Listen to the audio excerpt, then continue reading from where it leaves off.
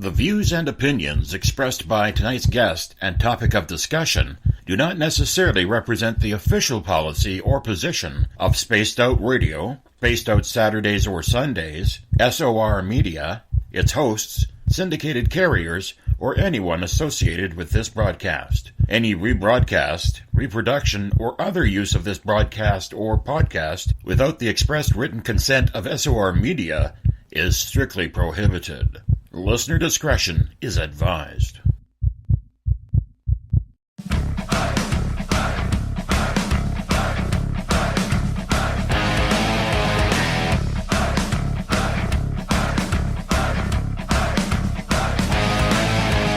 Are you experienced?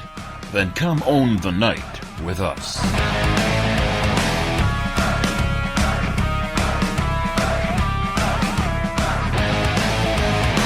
Little brother has taken control, shoveling dirt in every hole. Predators to condemn your soul, watching you and watching me. We're all stationed atop the mountains of British Columbia, live from SOR headquarters. This is Spaced Out Radio with host Dave Scott. We live behind glass curtains and act like nothing's wrong. Soon you will belong. You can follow us on our website, spacedoutradio.com, and on Spaced Out Radio on iTunes. You can follow Dave on Twitter at Spaced Out Radio, and on Instagram at Dave Scott SOR, on Facebook at Spaced Out Radio Show, and on our YouTube channel, Spaced Out Radio. Brother wants to make headlines, be immortalized.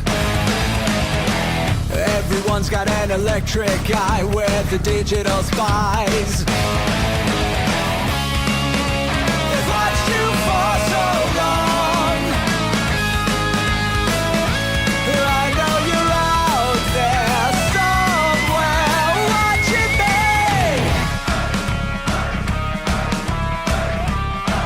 me. Buckle up, space travelers. It's time to go for a ride on Spaced Out Radio with host Dave Scott. I know you're out there somewhere. We've watched you for so long. Wait for you to fall. We'll expose you all. I know you're out there somewhere watching me. Little brother wants to make headlines, be immortalized. Everyone's got an electric eye with the digital spies.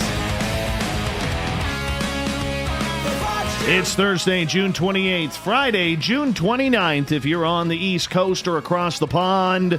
And this, my friends, is Spaced Out Radio. Hope you had a great day and night. I am your host, Dave Scott, broadcasting to you live from the Great White North on top of the mountains of central British Columbia, right here at SOR headquarters. We are 150,000 strong nightly on the SOR radio network and the Deep Talk radio network. We're also very proud to be coming to you live for tonight's show, as we are every night. You can also watch us live on periscope.tv every Monday through Friday. And if you want to take a listen to our archives, go to our YouTube channel, youtube.com/Spaced Out Radio. Just do old Davey the favor, hit that subscribe button. I would greatly appreciate it. Our website is spacedoutradio.com, where we got a plethora of features for you. We're revamping things there, so just stay tuned. We got you to rock out to some Bumblefoot, shop at our store, read up on the encounter online, and so much more. It's a busy, busy night tonight. David Weatherly is with us. And this is my final show before I pass things over to Tessa Nicole Thomas. She's filling in on the roundtable for me tomorrow night. Then she's taking over the weekend.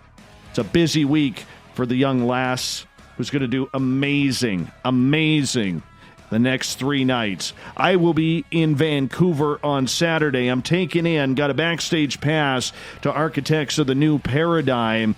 Just go Google Architects of the New Paradigm, and it'll pull up their website. You could get tickets for that. It's a Saturday conference. Great names: Grant Cameron, Steve Bassett, Daniel Sheehan, Victor Vigiani, Richard Dolan, Johnny Enoch, who helped me start up this show, George Norrie, and Tom Danheiser will all be there. I'm going to be there. I'm going to be meandering around, handing out some Spaced Out Radio stickers and some cards. I hope you can join me there. You know, every 2 months, one of the most amazing and respected researchers of the paranormal drops by to say hello to all of us and catch up on his adventures. David Weatherly is an author and investigator of the unknown. He has written numerous books that can be found on Amazon.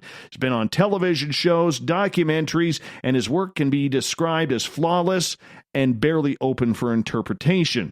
David became fascinated with the paranormal at a young age. Ghost stories and accounts of weird creatures and UFOs led him to discover many of his early influences. Writers such as John Keel, Jacques Vallée, Hans Holzer, and others set him on a course to spend his life exploring and investigating the unexplained. Then in hour number 3 at the bottom of the hour, Everett Themer comes back on with the strange news of the day with the Encounter Online. We bring in David Weatherly now to Spaced Out Radio. David, it's always good to have you back home with us. How you been doing? Hey, man, it's always good to talk to you. Kind of feel like I get to take a breath tonight. I've been on the road a lot. No kidding. You have been all over the place, and we're going to get into your latest junction up to Alaska, and I'm a little pissed off with you there, buddy, because, you know, you're flying over right where I live, and I didn't even see a wave out of the airplane, man. You weren't paying attention. You were not paying attention. Oh, I was paying attention. I was looking at the skies, yelling, David! David! I think you were probably busy looking at the gnomes that were running around in your backyard. Son of a gun! You're getting my audience started early. You're getting my audience started early. That's not even funny, my friend. I almost had a great gnome story to bring on for you tonight, but I don't have all the details of it. So next time I'll try to get it worked out. But it has to do with a haunted gnome.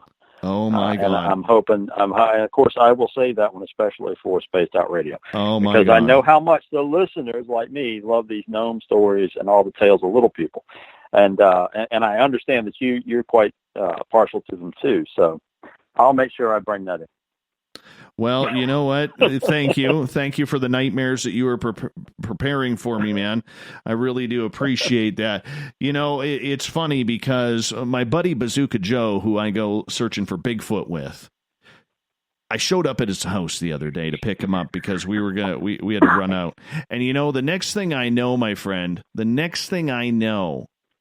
look at his front patio leading up to his doorway, and there's about 20 bloody gnomes on there. All shapes, all sizes. And he goes, how do you like your welcoming committee? And I'm like, oh my God. If I had a sledgehammer right there, I would have got rid of them all. Rid of them all. But nonetheless, my friend, that would be very bad luck, you know.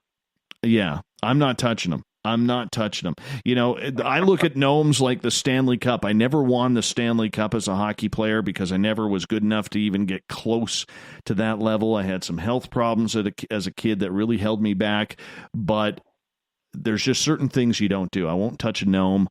I won't touch the Stanley Cup. You know, you just don't do it. Now, what, Dave? Now, Dave, I've got to turn the tables on you for a minute here because, you know, you're always the interviewer. So I need to ask because we've never really delved into this. And I honestly do have a lot of stories of little people from all over North America, South America, you know, places that people don't typically think about them. And you've always had this thing about gnomes, but I've never heard the story as to why these things terrify you so much. You know, that's a good question. I've said it a few times on this show, but probably never while you were on.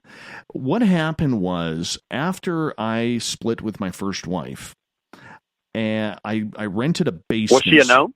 No, but her mother's still pissed off a house landed on her sister. But that's another story, right? Yeah. So, yeah, my former mother-in-law. Anyhow, I rented a basement suite that was close to my children's home, so that way I could, be close for school, and school was in walking distance and everything. And I had a 2-bedroom basement suite, and my daughter's room, you know, was on the side of the house. So in order to get to my front door, It was on the back of the house. So you would, go to the front of the house, you would open up the gate, you'd walk by my daughter's room, and then you'd have to turn the corner to go to the entryway to my basement suite. And I got another story about that regarding a shadow person too, David. That one's actually kind of cool. Okay. I'll fill you in on that one after this. So my landlords decided on the side of the house where my daughter's room was, they decided to put some gnomes where the garden is, in the garden on the side. And they just kind of gave me the heebie-jeebies, I never really thought anything about it. And my daughter, David, she has been seeing ghosts since she was about 1.5 years, 2 years old. All right. She is very, very connected to the spiritual side. She doesn't use it much right now at 19, but back then she was very, very connected. And she always used to say, she was about 6, 7 years old at this time. She's, Daddy, those things absolutely scare the hell out of me, or heck out of me. And I'm like, oh, that's kind of cool. Like, why? And she goes, Dad, I think they're alive and all this. And I'm like, okay. So all of a sudden, there came a string of days when because we split custody of my daughter, where she would come over and I would, put her to bed in her room. And then all of a sudden, in the middle of the night, she would crawl into my bed like kids do. And so I'd be like, okay, why is this happening? Why is this happening? So she says to me one day, she goes, Dad, I don't like those gnomes. She goes, why? She goes, well, you know how I've been crawling into your bed at night? And I'm like, yeah. She goes, well, there's been some things happening and I just haven't told you about them. I'm, well, what's going on, sweetie? You can tell Dad anything. And she starts telling me how she started waking up in the middle of the night to tapping on her window. And one of these nights, through her blinds were closed, but there was a street lamp that kind of shone into her room. And she said she woke up, she looked at the window, and she saw the outline of a head and the pointy hat through the blinds. And that scared her. And then on another occasion, she actually got up and went to the window and saw the gnome actually running away towards the garden. And from there, dude, I was all about like, I can't stand these things. These things are creepy, and ever since then, I have had a phobia of garden gnomes, and that's what caused it. Yeah. Okay. Yeah. Okay. So I blame my landlords, told them about it. They laughed at me, which was kind of funny. But this is this is way before, like, this is 2004, 2005 when this happened. It was, it was just something that, it was like 6 years before I started having any of my own, rapid experiences that I had that started in late 2011. So this was just really out of touch. But the shadow person story I wanted to tell you, I was listening to Art Bell on Coast to Coast one night, and he had this person talking about shadow people. And, when I lived in Mission, British Columbia, and I worked in downtown Vancouver. So it was about an hour and 15-minute commute for me to get home. All right. So from there, what happened was I would always turn on Coast to Coast because, it was the best radio going when Art was in his heyday. And, and so I literally, David, I'm driving home from the radio station and, I'm listening, I'm getting freaked out over these shadow people.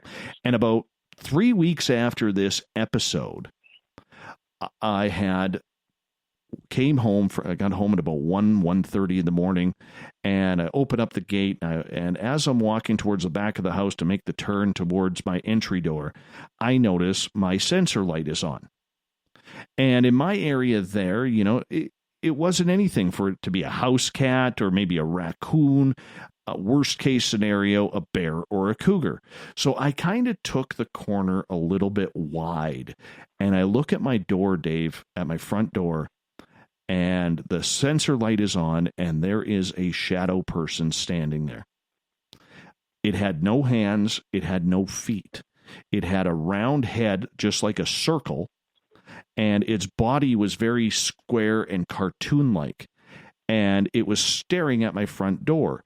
It then turned to its left to look directly at me, then did a complete 180 and took off and ran right through the cement barrier because they had a 2-tiered backyard.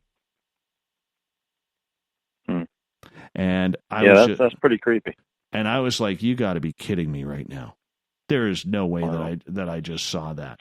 So that's my couple of paranormal experiences from that place. It was weird. It's curious because, Art Bell was really kind of creeped out by shadow people.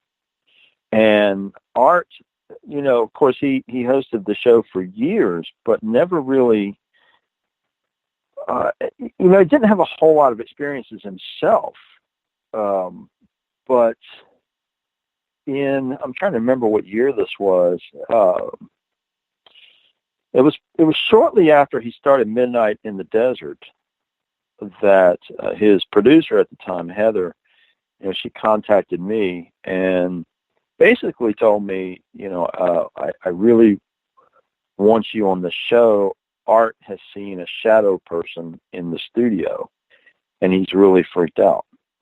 And he said, he told me to find someone who knows about these shadow people that he could talk to. So I actually did the show with him right after it had happened, and he was still pretty shaken up about it. It was a really interesting show. Art just had an incredible radio voice, and of course was a great interviewer. But this was an occasion where he was kind of he was a little bit off kilter part of the time, because of this experience and trying to sort of come to grips with why something like this was plaguing him at that time.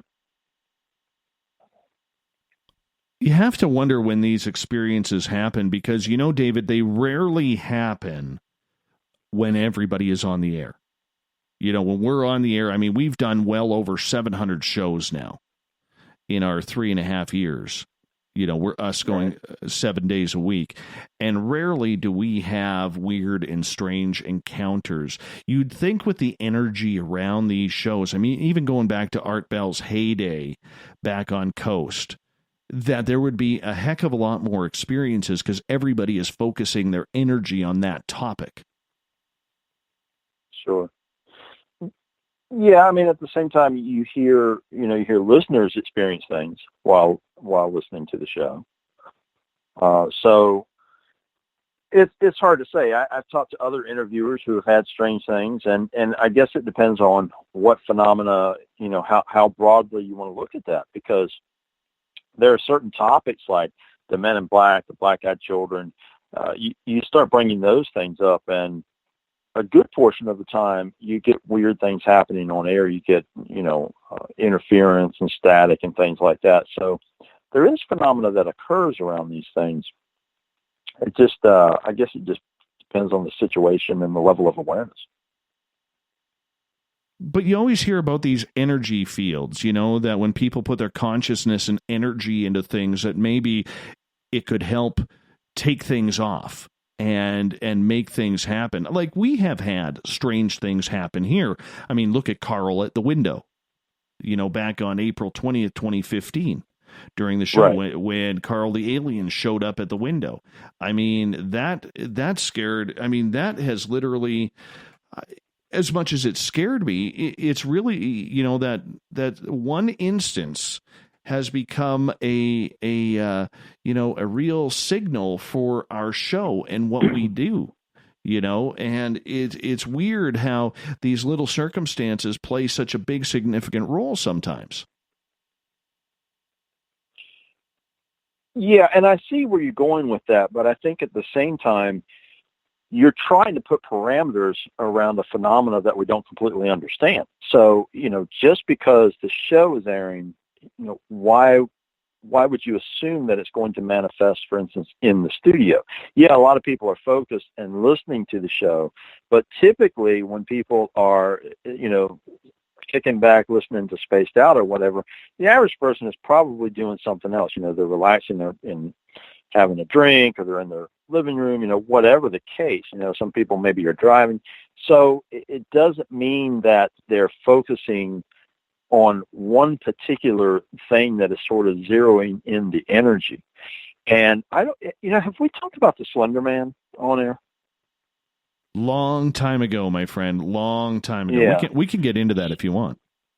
Well, it's a perfect example of where you're going, because, the Slender Man, of course, for anybody who's listening who's not familiar with this thing, Slender Man was fabricated, essentially. He was created during an online contest. There was a forum that ran called Something Awful, and the moderators came up with an idea for a contest. And the basic rules, so to speak, were that you had to create a character, a cryptid, or something that had a paranormal theme.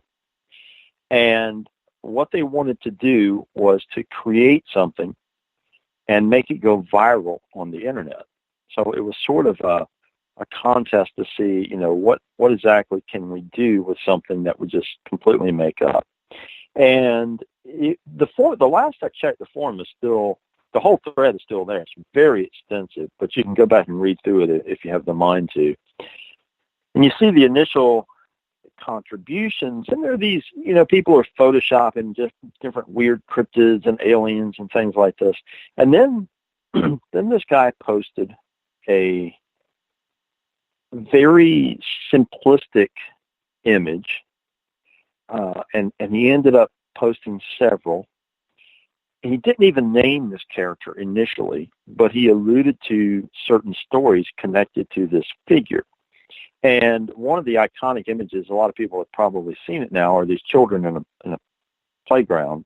And lurking in the background, it doesn't jump out at you right away for a lot of people, but lurking in the background is this tall, slender figure in what appears to be a black suit. It's faceless. And as this thing unfolded, the whole thread turned to focus on this thing, which eventually began to be called Slenderman, a single word. It was the Slender Man for a while. He was called the Operator at one point. And all the stories related to this creepy figure that sort of lurked in the background. He was responsible for these disappearances. He had a human form, but often was depicted with extra arms, sort of, tentacle or octopus-like. And it was so subtle, Dave, that this guy tapped into the boogeyman, essentially, the unknown creature under the bed. And it really caught on. All these other people contributed to it. And it did indeed go viral on the internet. A video series was made called Marble Hornets, and it was this chronicle about this guy who had, disappeared because he was filming something, and the Slender Man was after him, and all this weird stuff. So essentially what happened was, it goes viral on the net. You start hearing about the Slender Man everywhere. At some point, Coast to Coast started getting these, one night got these frantic calls from someone who claimed they had encountered the Slender Man. And this strange thing happened where we went from this figure that was created in this contest to people independently who weren't familiar with the thread or the idea that it was, fabricated, began to claim they were experiencing this thing. Now, this sort of sends us down the rabbit hole in a number of ways, because we have to consider, I doubt all these people were hoaxing it, first of all, making up false claims. There were just too many of them at that point. So why were people suddenly seeing this thing? Well, when you delve into the mythos that was used to create the Slender Man, you find that there are similar figures back in mythology. There's a figure called the Schwarzman, the Dark Man in German-speaking countries. And there's a few other things that are very similar to this character.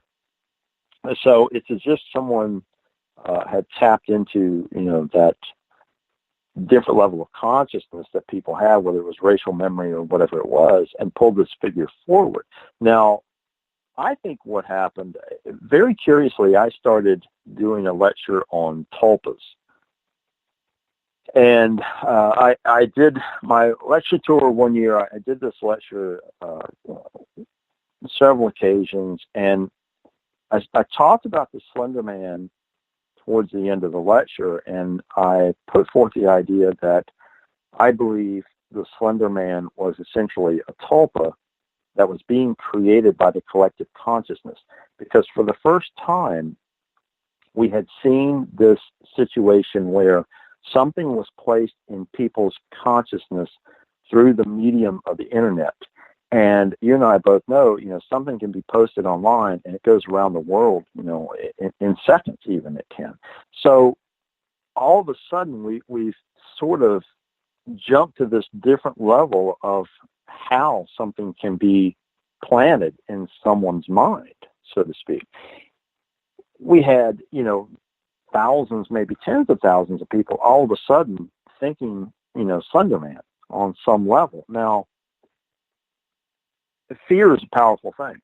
And when you tap into something like that is this primal fear that, evokes that modern boogeyman, so to speak, it captured a lot of people's attention and, very possibly started manifesting to some degree. Now, whether it was physically manifesting like a tulpa would, or whether it was some other kind of entity suddenly taking advantage of the fact that, all these people are scared to death of this Slender Man, I'm going to use this form.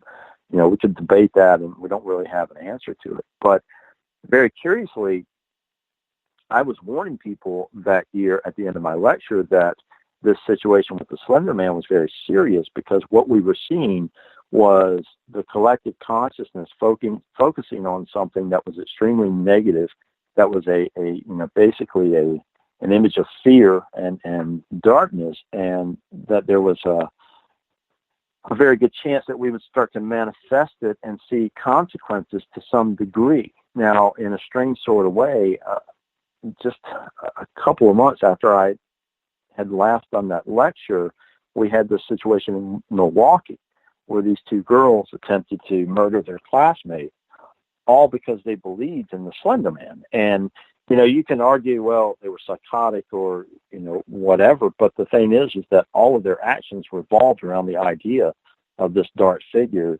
that, by their understanding of the mythos, would take them to live in his castle in the forest if they, committed murder and sacrificed this girl's life to them. And unfortunately, the girl lived, and there's a lot of tragic consequences to the entire case. And those girls were young. They ended up being tried as adults. And, people, I think, have to consider just from that how powerful something can become when it's created in that manner and sent around, to hundreds and thousands of people and planted in their consciousness. Yeah, I was going to ask you about those two young girls who were, charged and convicted of attempted murder because they were actually trying to make a sacrifice. I mean, because a lot of times what happens is when this gets into that teenage folklore years, and they think it's cool, whether it's, we've seen it for years with Ouija boards even, Dave, that's where maybe a lot of these manifestations are actually happening because, these kids don't really know what they're getting into. They think it's pretty cool. And when these two young girls were, they were obviously believing in the Slender Man full force because, they went to make a sacrifice with this young girl's life. And that's kind of eerie and scary when you got, reality coming into some sort of legend. Oh, sure. That case in itself is incredibly disturbing, especially for anyone who's a parent, because you have to consider the impact of things that are posted online. They're always hearing about, monitor what your kids look at online and so on and so forth. But, from the outside, this whole Slender Man thing, a lot of people just sort of discarded it and said, it's just, it's a silly, it's a made up boogeyman and things like that. And, I've been asked about the difference between the Slender Man and, say, for instance, Michael Myers from Halloween or something like that. And the difference is that you go to, see one of these films, whether it's Friday the 13th or Halloween or whatever, you walk in knowing it's an entertainment. You're going to be creeped out. You're going to be, you're going to react however you do to these slasher films. But your mindset is different walking in because this is a huge hit horror movie and this is what's happening. So you've got that on the one side, and then you've got this Slenderman thing, which so many people ended up sort of tied into this idea of the Slenderman, and they had no idea that it originated online in this manner. And, because I wrote a whole chapter on Slenderman in the Strange Intruders book because of the tulpa angle. And it's interesting because I had interviewed a lot of people prior to doing that. I interviewed some people who claimed they had seen the Slenderman. And, whether that's what they actually saw, they certainly saw something that fit the description that was similar to it. And, what would happen with some of these people, I spoke to someone not too long ago who claimed they had seen the Slenderman around their home.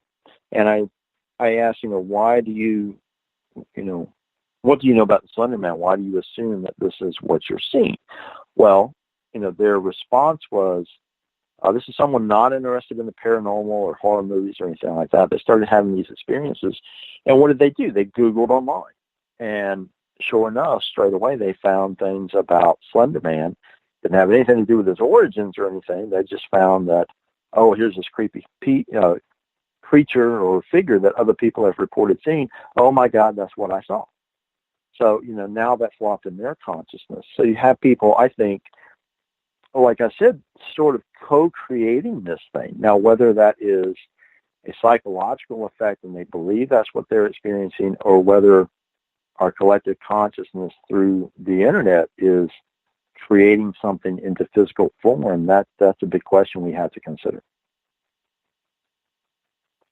It seems, though, that over the last couple of years, the sightings of Slenderman and, creatures like him have died down, Dave. Like, we don't see them in that popular folklore as much as we do other creatures. Then again, the popular creatures are very cyclical. Slenderman had his day, Dogman's had his day, now it's these bipedal canine werewolf things in Pennsylvania. Bigfoot is finally coming back. There always seems to be something of a trend, if you know what I'm saying, Dave. And could it be that the Slenderman trend is over, especially after these two girls took it too far and are now in jail for 25, 30 plus years for attempted murder? I think the Slenderman mythos, so to speak, did take a turn with that situation. And there was actually a second case that didn't get as much publicity, and I can't recall all the details on it at the moment, but it was kind of similar to the Wisconsin case. It wasn't as serious. But, we had several situations like that, and then we had a few other things. We had the documentary that I think it was HBO did on that attempted murder and about the Slenderman. And then we had some other media that came along and started talking about and exploring the origins of this figure and sort of pushed him a little bit more towards the entertainment side of things. I think that there was somewhat of a shift in consciousness because more people started realizing, it's quote, not real, it's something that somebody made up, like they made up, Freddy Krueger or whatever. So I do think that we saw a little bit of a change in that. Now, there are still people that report encounters with them. And, you talk about the cycle of things.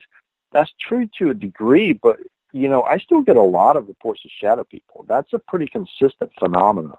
And I think that we're in an upswing right now of reports of phenomena anyway across the board. Because I know that for me, my inbox has kind of blown up all the more the last, I'd say this year in particular, I'm just getting a lot more reports of various types of phenomena. Now, a good portion of that is that the paranormal in general is so much more popular the last several years. So people are more prone to report things. But yeah, I don't know, Dave. I think that the phenomena in general, there's certainly times when there seems to be a bit more focus on particular areas, but we have to consider how much of that is media influence, even within the field. So, guys like you and other people with radio shows and podcasts and blogs and things like that tend to go in cycles too of what they're talking about. And that helps direct people's attention towards particular types of phenomena. Is it, though, just a bunch of conjuring, or are we seeing people play with things, David, that maybe they don't necessarily know about, but they are searching for that 15 minutes of fame? And, that may include things like photoshopping or CGI on videos, because, there's a lot of hoaxes up there, and, it's like trying to find that ultimate fishing spot now where you got to go through all the weeds and reeds in order to finally find the deep water where the fish are.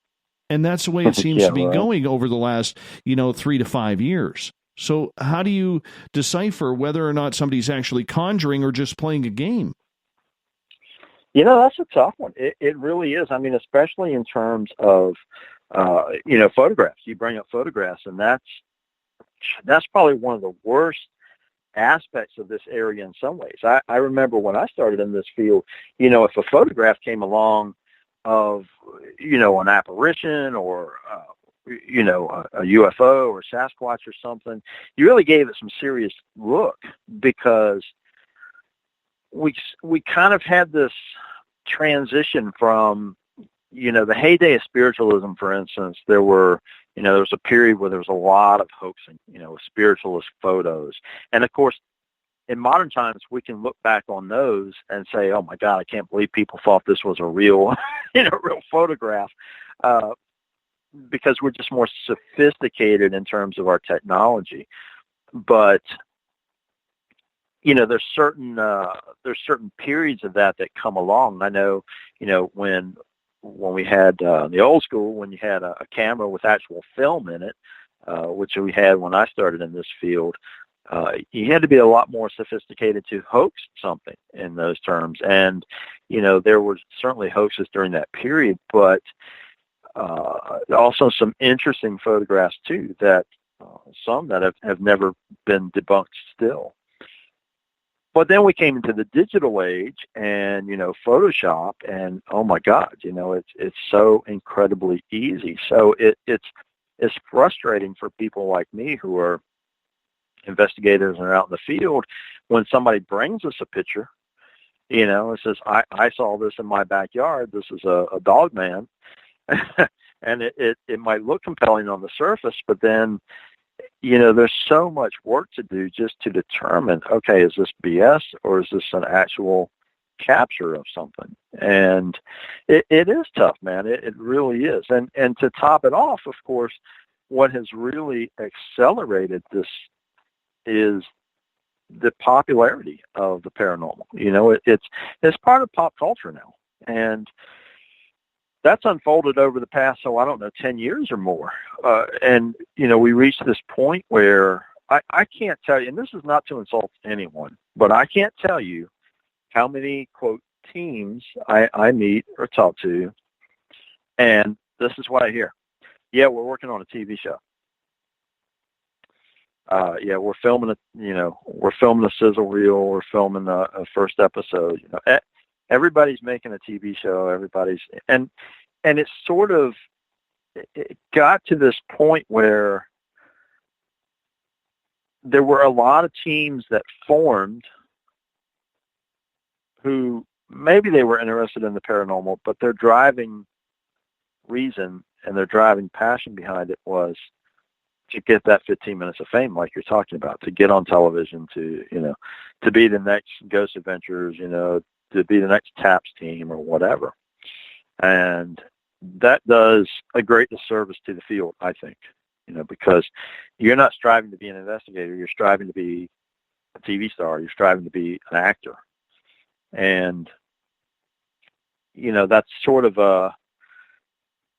that's that's a whole other reason for getting involved in the field. It is. And, if you're passionate about the paranormal and television comes calling, that's one thing. You make that choice when it comes. But to go into it with that motivation, then that brings a lot of things into question, I believe, for many of these people. Well, you're good friends with Zach Bagans, and there's a guy who takes a lot of heat, Dave.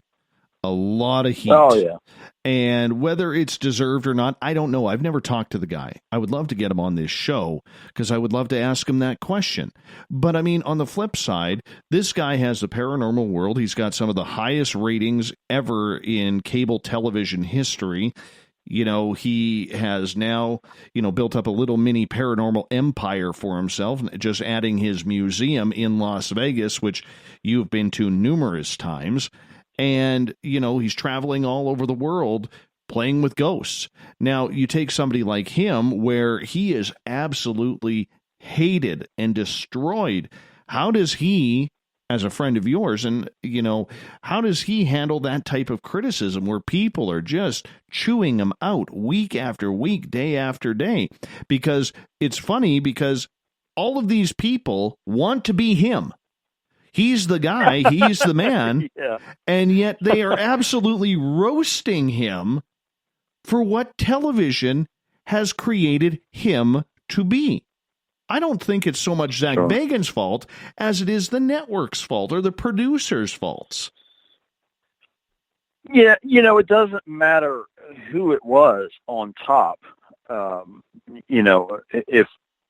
If Zach retired tomorrow, somebody would take his place and be sort of the top guy in the paranormal, because that structure exists now in terms of paranormal / entertainment. And, like I said, if it wasn't him, somebody else would take over that slot.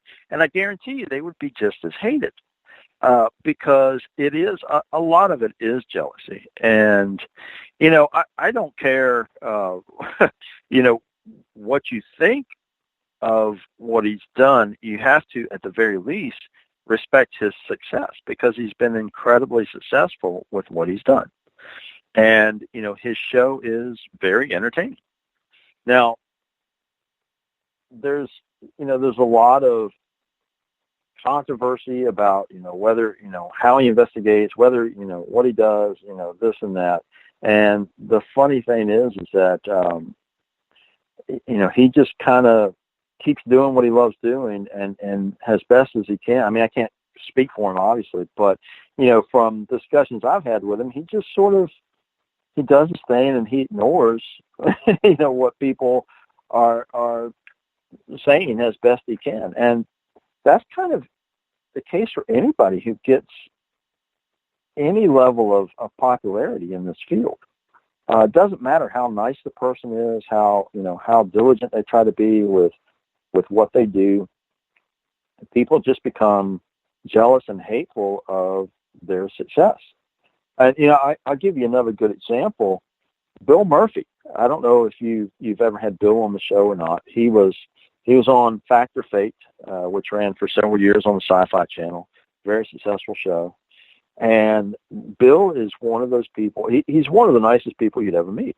And while Fact or Fate was running, he had a lot of people just giving him grief. And I can't stand that guy. And it's somebody, I'm good friends with Bill, and I was at a conference at one point, and somebody started, jabbering about Bill, Fact or Fate. I hate that guy, such and such. And I said, have you ever met him? No, I don't want to meet him. So, you're just basing your opinion on your judgment of the show, or how, these little snippets of what you're seeing. Because, okay, you're seeing somebody in an hour-long show once a week, which breaks down to 40 minutes airtime, which breaks down to less than that because they're not on the entire 40 minutes themselves. You're getting snippets of something that a editor or director has decided to show you, and you're judging the person from that. So, man, I don't know. You open up a whole can of worms when you start talking this this opinion of paranormal television people and everything else. And it's yeah, I don't know. I don't know if I answered your question or not. I just sort of Well, started rambling about it. I think you gave a very good description, but you have to also wonder too if, and this leads into Renee's question here in the chat room. And she says, David, can you explain why it seems many of these shows for ghost adventures, and Zach saying most times everything is negative stuff, though, do they actually just input that stuff for ratings? Well, I can't, you guys are asking me questions that are based on what the producers decide. I can't answer that.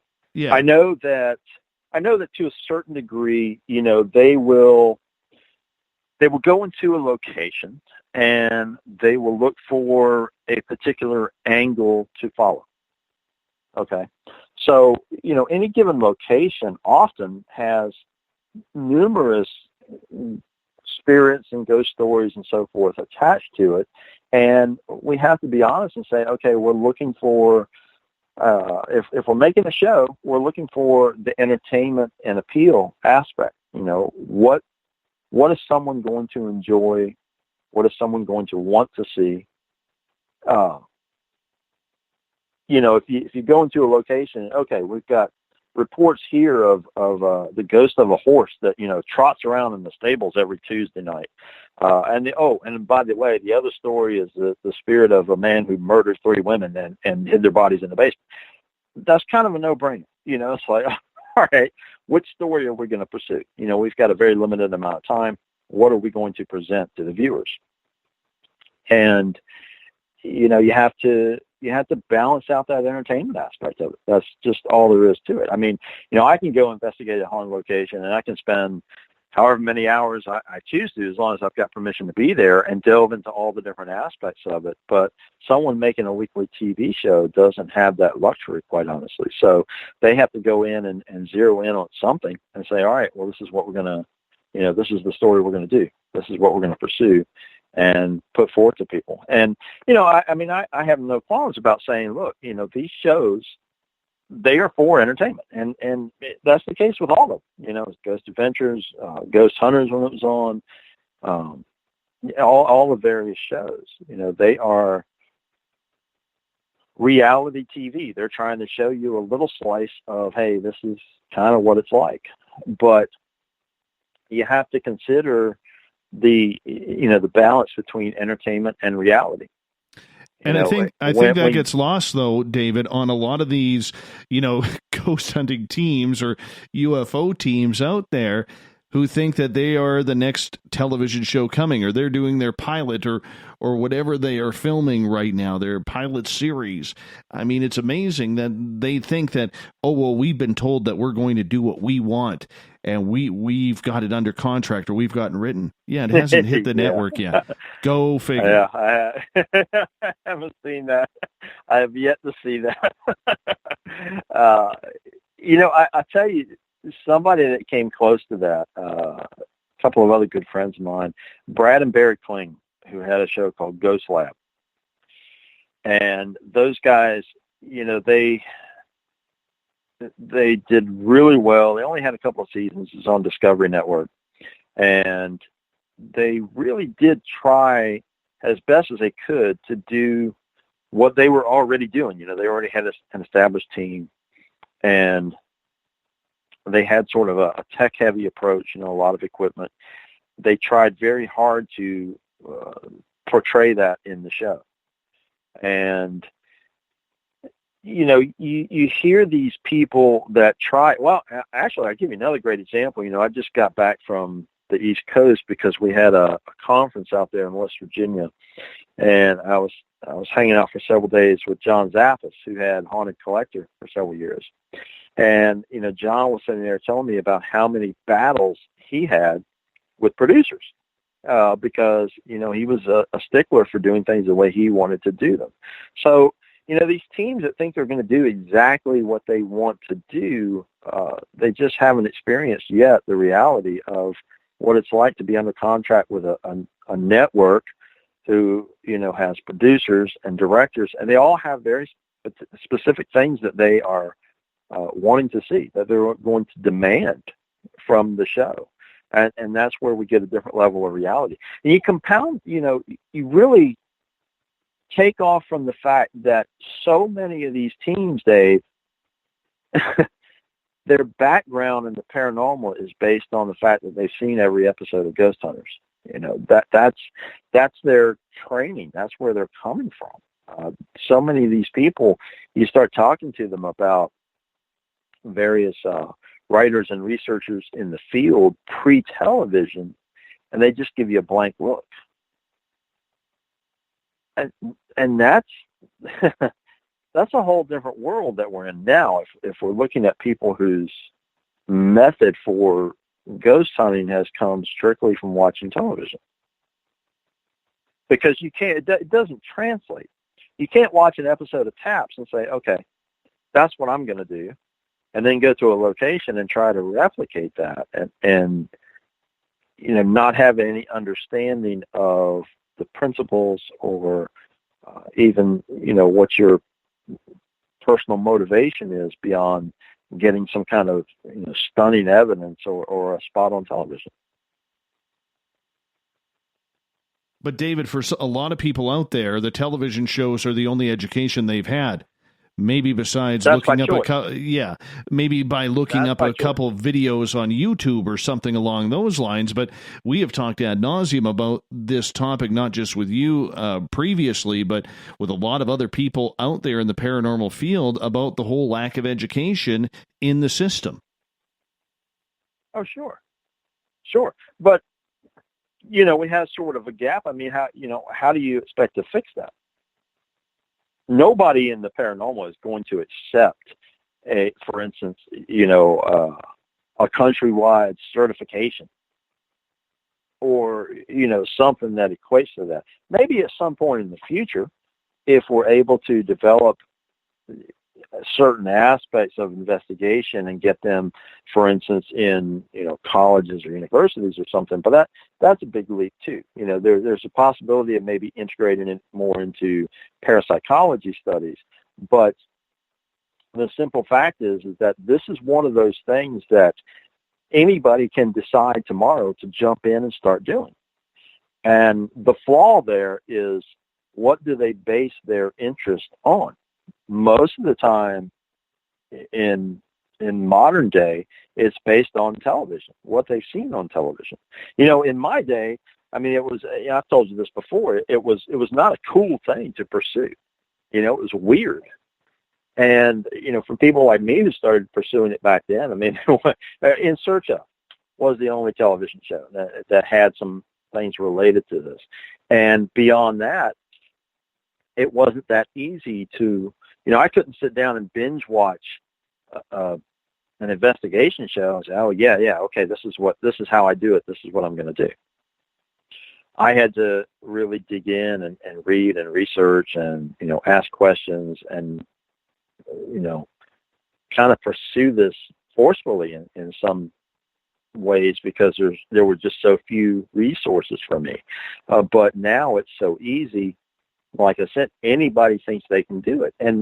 And I don't discourage people's interest, but what I do say is, look, if you want to pursue this field, please do something beyond going out and buying an EVP recorder and a digital camera. Understand every piece of equipment you get, try to understand, what is this equipment doing? Why are you using it? What do you expect to capture with it? Beyond the little lights flashing. And, look into the background of various approaches to the paranormal, how to approach things. If someone's a good investigator, I think they should be able to walk in and investigate a location with virtually nothing.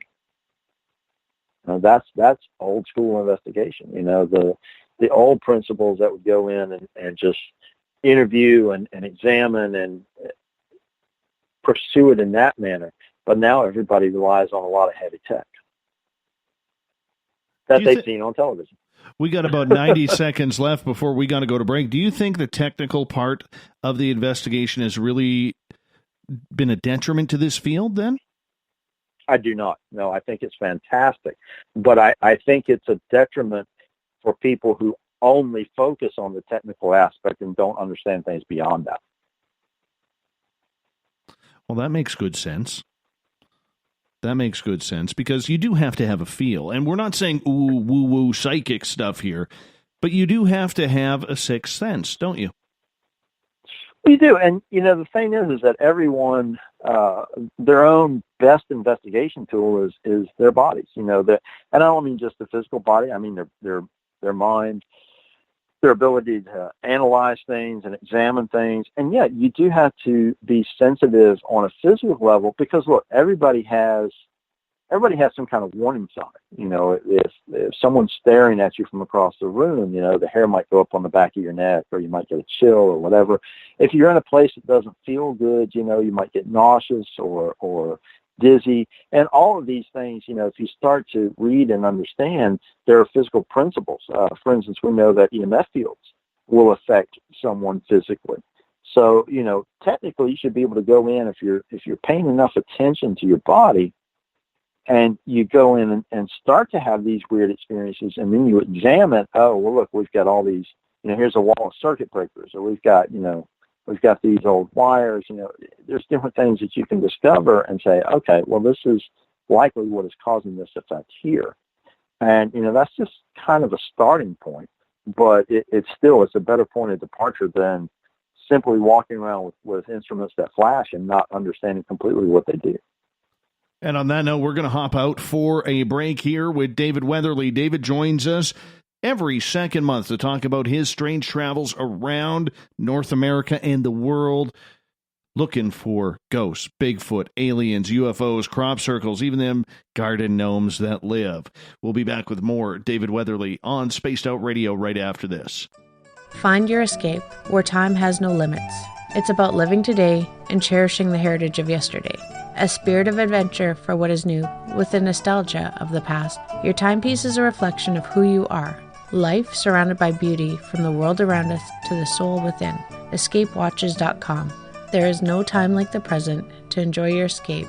Use promo code SMF2017 for your 20% discount today.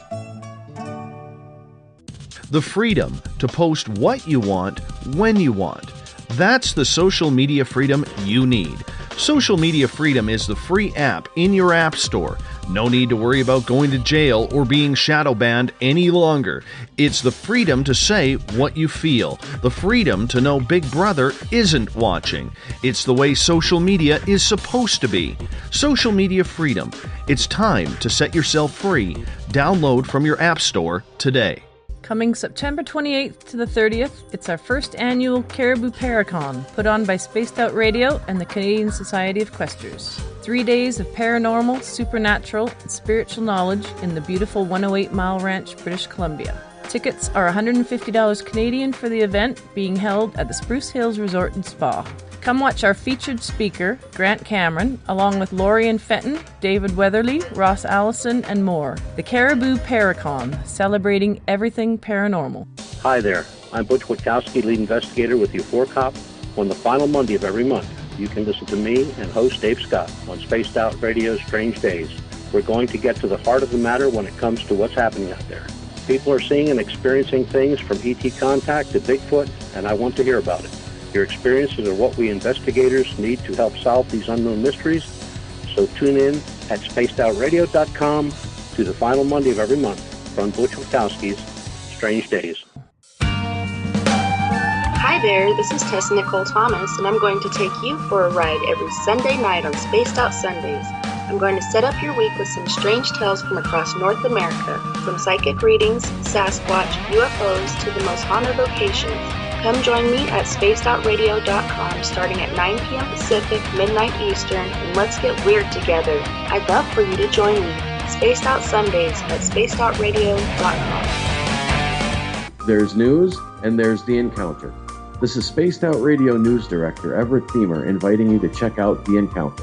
Our half-hour news segment every Monday through Friday night is different compared to what you're used to. Our goal is to bring you the weird, strange, and interesting stories the mainstream tends to leave out, and stories that will make you scratch your head in disbelief. The Encounter can also be found at spacedoutradio.com and on our Facebook page, SOR The Encounter. Come give us a read. We're bringing scientific thought to the paranormal. Hi there, this is Spaced Out Radio scientist Chris Cogswell.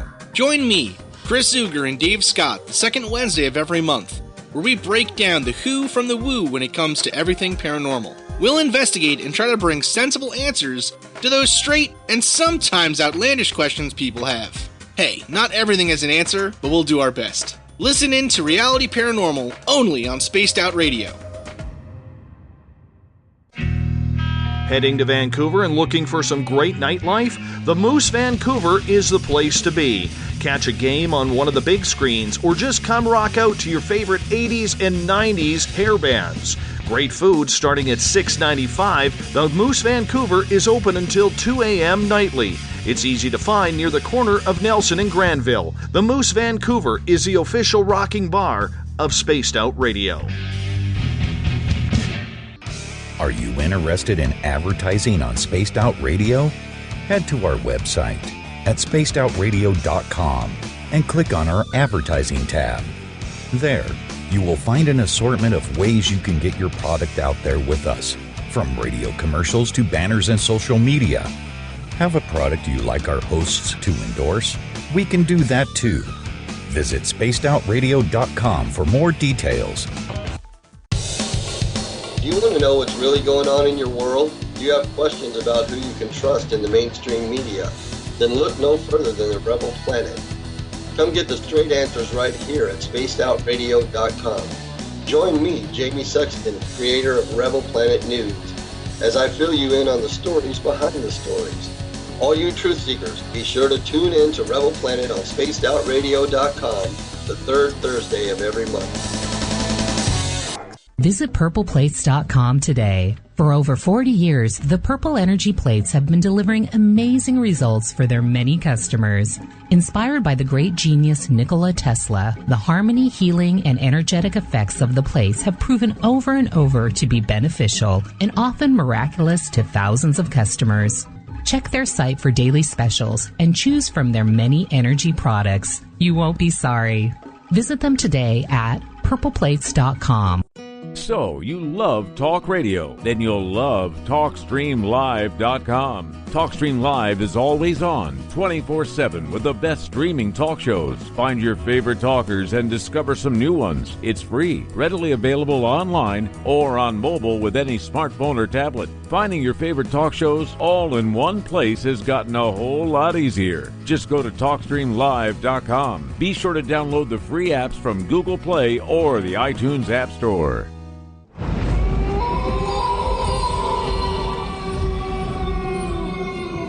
Hey, this is Canadian paranormal investigator Mike Moore. The third Wednesday of every month, I'll be teaming up with Dave Scott to bring you Ghosts of the Great White North. Each month, we will bring on guests from across Canada to discuss their ghostly encounters. Canada is a paranormal hotbed with stories you've never heard, so we're going to bring them to you. So get comfy on your Chesterfield, grab a donut, and join us, eh?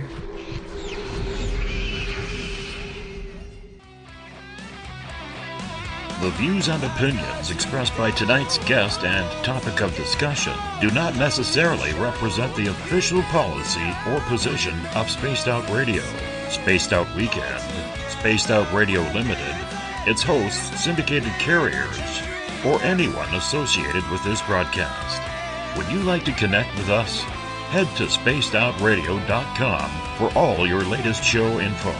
And hit us up on Twitter using the hashtag SpacedOutRadio. Now, back to Dave Scott and SOR. Welcome back to hour number 2 of Spaced Out Radio. Tonight, I am your host, Dave Scott. Great to have you with us. Tomorrow night on the program, Tessa Nicole Thomas fills in for me as she will be hosting the SOR Paranormal Roundtable, which happens the final Friday of every month. I will be heading to Vancouver to take in Saturday's Architects of the New Paradigm Conference with Grant Cameron, George Norrie, Steve Bassett, Richard Dolan, Johnny Enoch, and more. So if you want to come hang out with me, come down to Vancouver and check out Architects of the New Paradigm. That show tomorrow night, 9 p.m. Pacific, midnight Eastern time at spacedoutradio.com. We welcome back everyone listening in on the SOR Radio Network, including Deep Talk Radio Network. And don't forget, you could sign up and Check out our archives for free at youtube.com/spacedoutradio. Hit that subscribe button. I would greatly appreciate it. Bill Cardwell has set the password for tonight in the SOR Space Travelers Club. Radio meteorograph. I don't know what the hell this is. Radio meteorograph. Is that it? Radio meteorograph? I have no idea. But Bill sets a password each and every night right here on the mighty SOR. Our website is spacedoutradio.com, where we got a plethora of features for you. You can rock out to some Bumblefoot, shop at our Spaced Out Radio store, read up on the encounter online, and so much more at spacedoutradio.com. Every second month, David Weatherly comes in to join us. You may recognize him from his most famous works on Sasquatch, Black-Eyed Kids. You can find any of his books on Amazon. David comes in here every second month to tell us some weird and strange tales of what is going on in the world around us. David, welcome back. Thanks, man. I got to tell you a little bit of a story here. You know I talk very highly of the ghosts at my museum that I do the tour on. Oh, sure. And I'm looking forward to seeing the place. Oh, yeah. Yeah. And the photograph that from the stairway, you know, with the ghost on the stairway. Right. Right. Well, about 4 weeks ago, 3-4 weeks ago, he got me. He was pretty pissed off. And he actually attacked me. And I had never been spiritually attacked before, my friend. And I was keeled right over. And he was not very nice, and I was able to get out of the barn, got my people out of the barn, and he apparently is really upset about the photographs that were taken of him. He didn't like being photographed, as well as he didn't like people up on his catwalk. So last week, after this event, we banned the catwalk and said, nobody go up on the catwalk. Well, one of our tour guides had this group of two where they were kind of being jackasses all night on the tour. And they took off up the catwalk behind our tour guide's back. Next group goes in, led by Bazooka Joe, and Bazooka Joe gets attacked by that guy. So we put out, you know, now we all of a sudden got to get strict with our people on this tour because, you know, we can't have stuff like this happening, especially if people are getting attacked spiritually. So have you ever been spiritually attacked by a ghost like that where literally it takes over your body and, you know, you don't even know how you're getting from location to location and it's just weird and it takes all your energy out and you feel sick to your stomach, angry or whatever it may be? Well, I mean, I've had different levels of attacks. I've never had anything possess me, which is what it sounds like you're talking about. I've had things attempt that, but you know, due to my shamanic background, I have just a lot of personal protections against that type of thing. But you know, that being said, I've had some very strange physical attacks, so to speak. You know, I've told you before that I was bitten once. Haven't I told you that story? No, you haven't. Oh, okay. Well, maybe that's the one we'll talk about tonight. So, yeah, wow. Let me back up some then. There is a location in the Midwest that Society of the Supernatural, my organization, has investigated a few times now. And Dave Spinks and I had investigated it together a couple of times. It's a very small farmhouse. It has a very strange history because they know when it was built. It's built in 1901. And they know who built it. But then there's this huge gap. They don't really know much about the history of this place. And sort of fast forwarding to modern times, for a time it was used as, kind of a drug house for a brief period. You know, people were were using it as a flop house for a little while. There's a lot of questionable things that went on at the location, and it became known as a haunted location. These people took it over. The owners were letting a local team manage it. The local team who was managing it were police officers, law enforcement officers. They worked for the sheriff's department. And they had some strange experiences there. Now, this place, to sort of set the scene, this looks like it looks like a haunted house you see in a movie. It's this creepy old farmhouse. In the front, it's 2 stories. But there's only one room upstairs. So the front of the house is this weird 2-story house, and then there's a kitchen on the back that's 1 story that was added on. Much of it is just like it was in 1901. There's no bathroom inside. The kitchen was a much later addition, and even it's not modern. And there's all these stories associated with this place, and there was, there were rumors of attempted possessions there.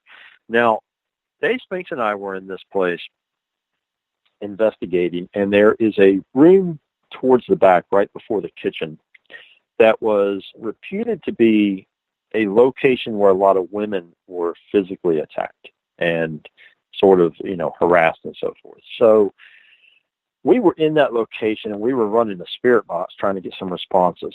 We had something consistently start to come through, and it was a male voice. It was being kind of a smartass, and sort of answering questions, but then not. And we kind of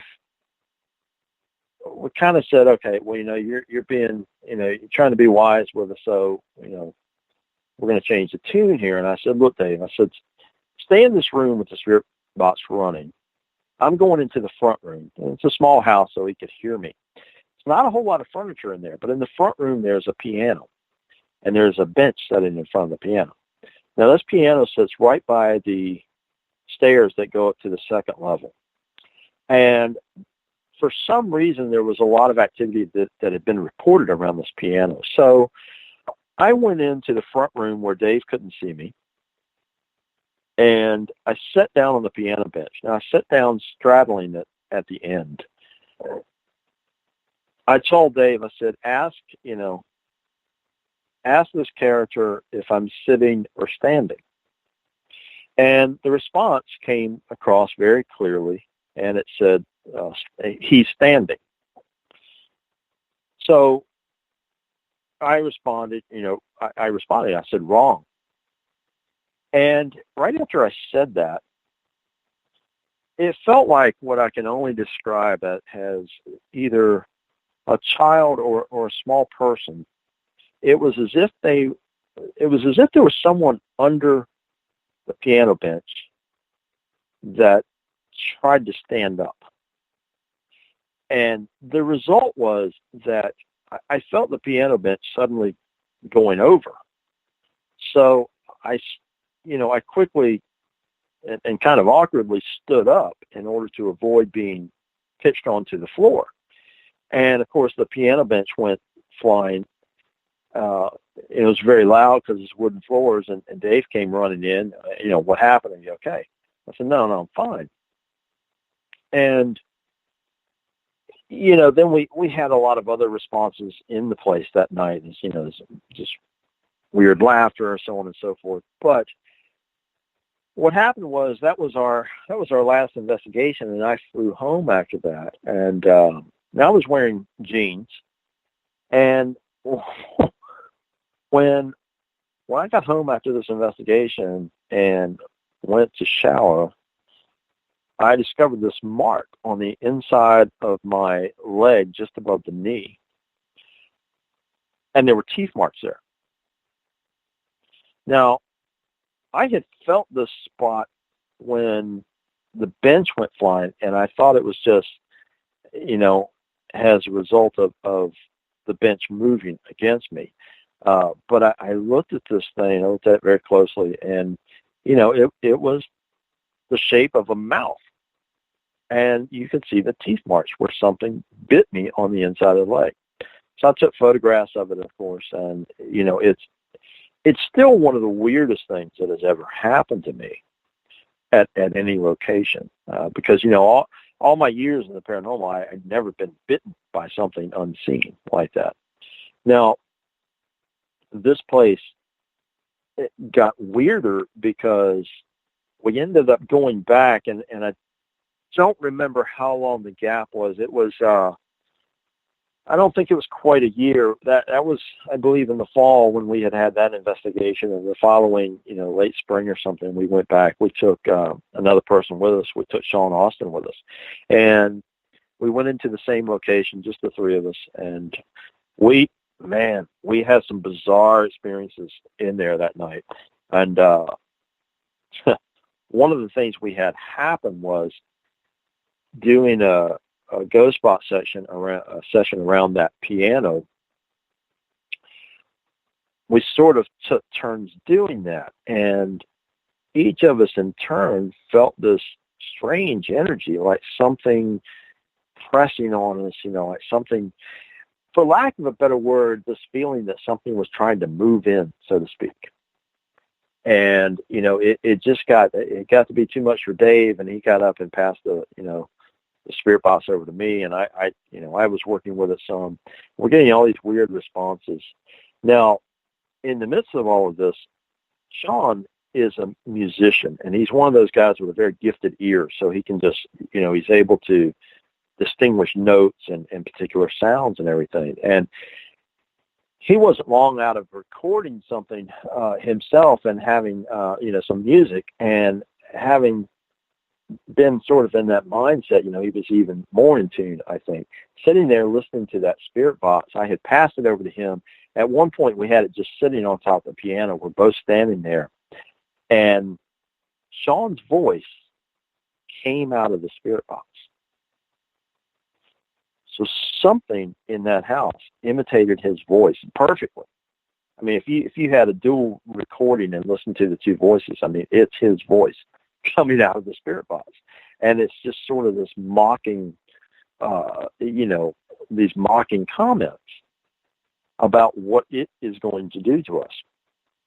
That investigation got so intense that night. Now, we were live streaming portions of this investigation, and by the end of the night, we were upstairs, all three of us standing in the center of this room upstairs. And we were listening to these voices downstairs, and these sounds of, sound like a bunch of people sort of, it was kind of that skittering sound, which if other investigators are listening, they'll maybe know what I'm talking about. It's almost an insect-like sound, but it's something in human form, and it's just sort of the shuffling, skittering sound. And things would start to come up these stairs and then stop. That was the sensation. And we're describing all of this during the live stream. We're hearing these voices that are, you can tell they're human-like voices, but you can't exactly distinguish what they're saying. And all of a sudden, Dave, the entire house shook. There was this sound, and the house shook so loud that people on the live stream heard it. And we honestly thought that maybe a truck had run into the side of the house. And of course, there was nothing. There was nothing there. But something had gathered up enough strength to create that dynamic where this entire building, resonated as if something had run into it. And that's, collectively, that's one of the weirdest places that I've investigated. And it's a place that is unsettling and creepy, in sort of the classical sense, if you understand what I mean by that. And, we all had strange experiences at that location.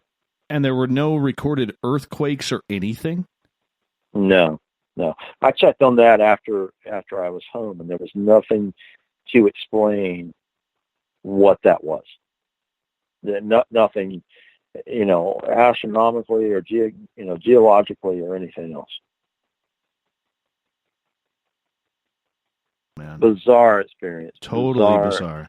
Bizarre experience. But to answer your question, yes, I have had some physical attacks in terms of the bite. I think is still the weirdest thing. You know, I've been scratched and pushed and, different things like that where something will gather up enough energy to sort of, make a run at you or come at you or something. And I've seen some strange things. Dave Space got his head split open. I saw that, and that was a really bizarre situation. Well, when we take you up here for the Caribou Paracon, September 28th through 30th, and you're going to come out up here and be a speaker with Ross Allison at our event, I'm very excited to get you there because have you ever run into a ghost bear? A ghost bear? Yeah. I don't think so. My friend, we have concluded over the last few investigations that we have done at the museum, we have we have this on the ground in the men's lounge of the main house. There is a grizzly bear rug on the floor. And when you walk in, we started this little trend about a year ago where the first thing we do is we take a K2 meter and we place it on the bear's head. And a few months ago, we had one of our guests attending. She was sitting cross-legged on the floor and she started scratching the bear's leg. And that K2 meter shot straight to red. And when she stopped, it stopped. And so we do this test now, and we'll sit our people around the bear, and we'll put one or two K2 meters on it. And if you start scratching the bear, the K2s go off. Now, maybe that is static electricity. All right, there is that possibility. But we try and keep, usually the K2 is on the head and you're down scratching on the leg or something like that. But we have come to the conclusion that this bear is actually in the house. And he never leaves the room. He doesn't do anything, doesn't wander. He just lays on the ground and wants to be scratched. Curious. It's weird, man. It's Yeah, weird. I'm trying to figure out this mystery. I am trying to figure out this mystery of whether or not we actually have a ghost bear, which I think we do, or if it's just static electricity that is being picked up or something else. I don't know. Well, you have to try some other experiments to see if you get a response. Sure. That's what I got the legend coming for. Well, I'm going to Canada to check out a ghost bear, I guess. Exactly. Now you know Ross Allison and I are going to want to go up on that catwalk. I'm going to tell you right now, when you guys go, I'll let you up on the catwalk, okay? I will see if I can get you permission to get you up on the catwalk with him. If he allows you guys to go up on the catwalk, I'm staying out of the building. I am staying out of the building. You can leave us in there alone. Yeah, that's fine. I don't mind that.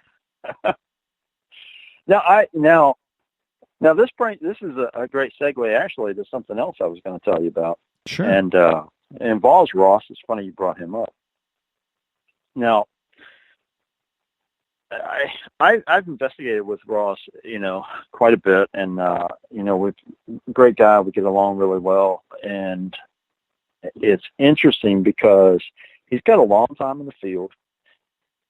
And last week, if my timing is right, and I have to forgive me if it's not, but week 10 days ago, whatever it was now, I saw a reaction out of this guy I'd never seen before, and it was really kind of curious.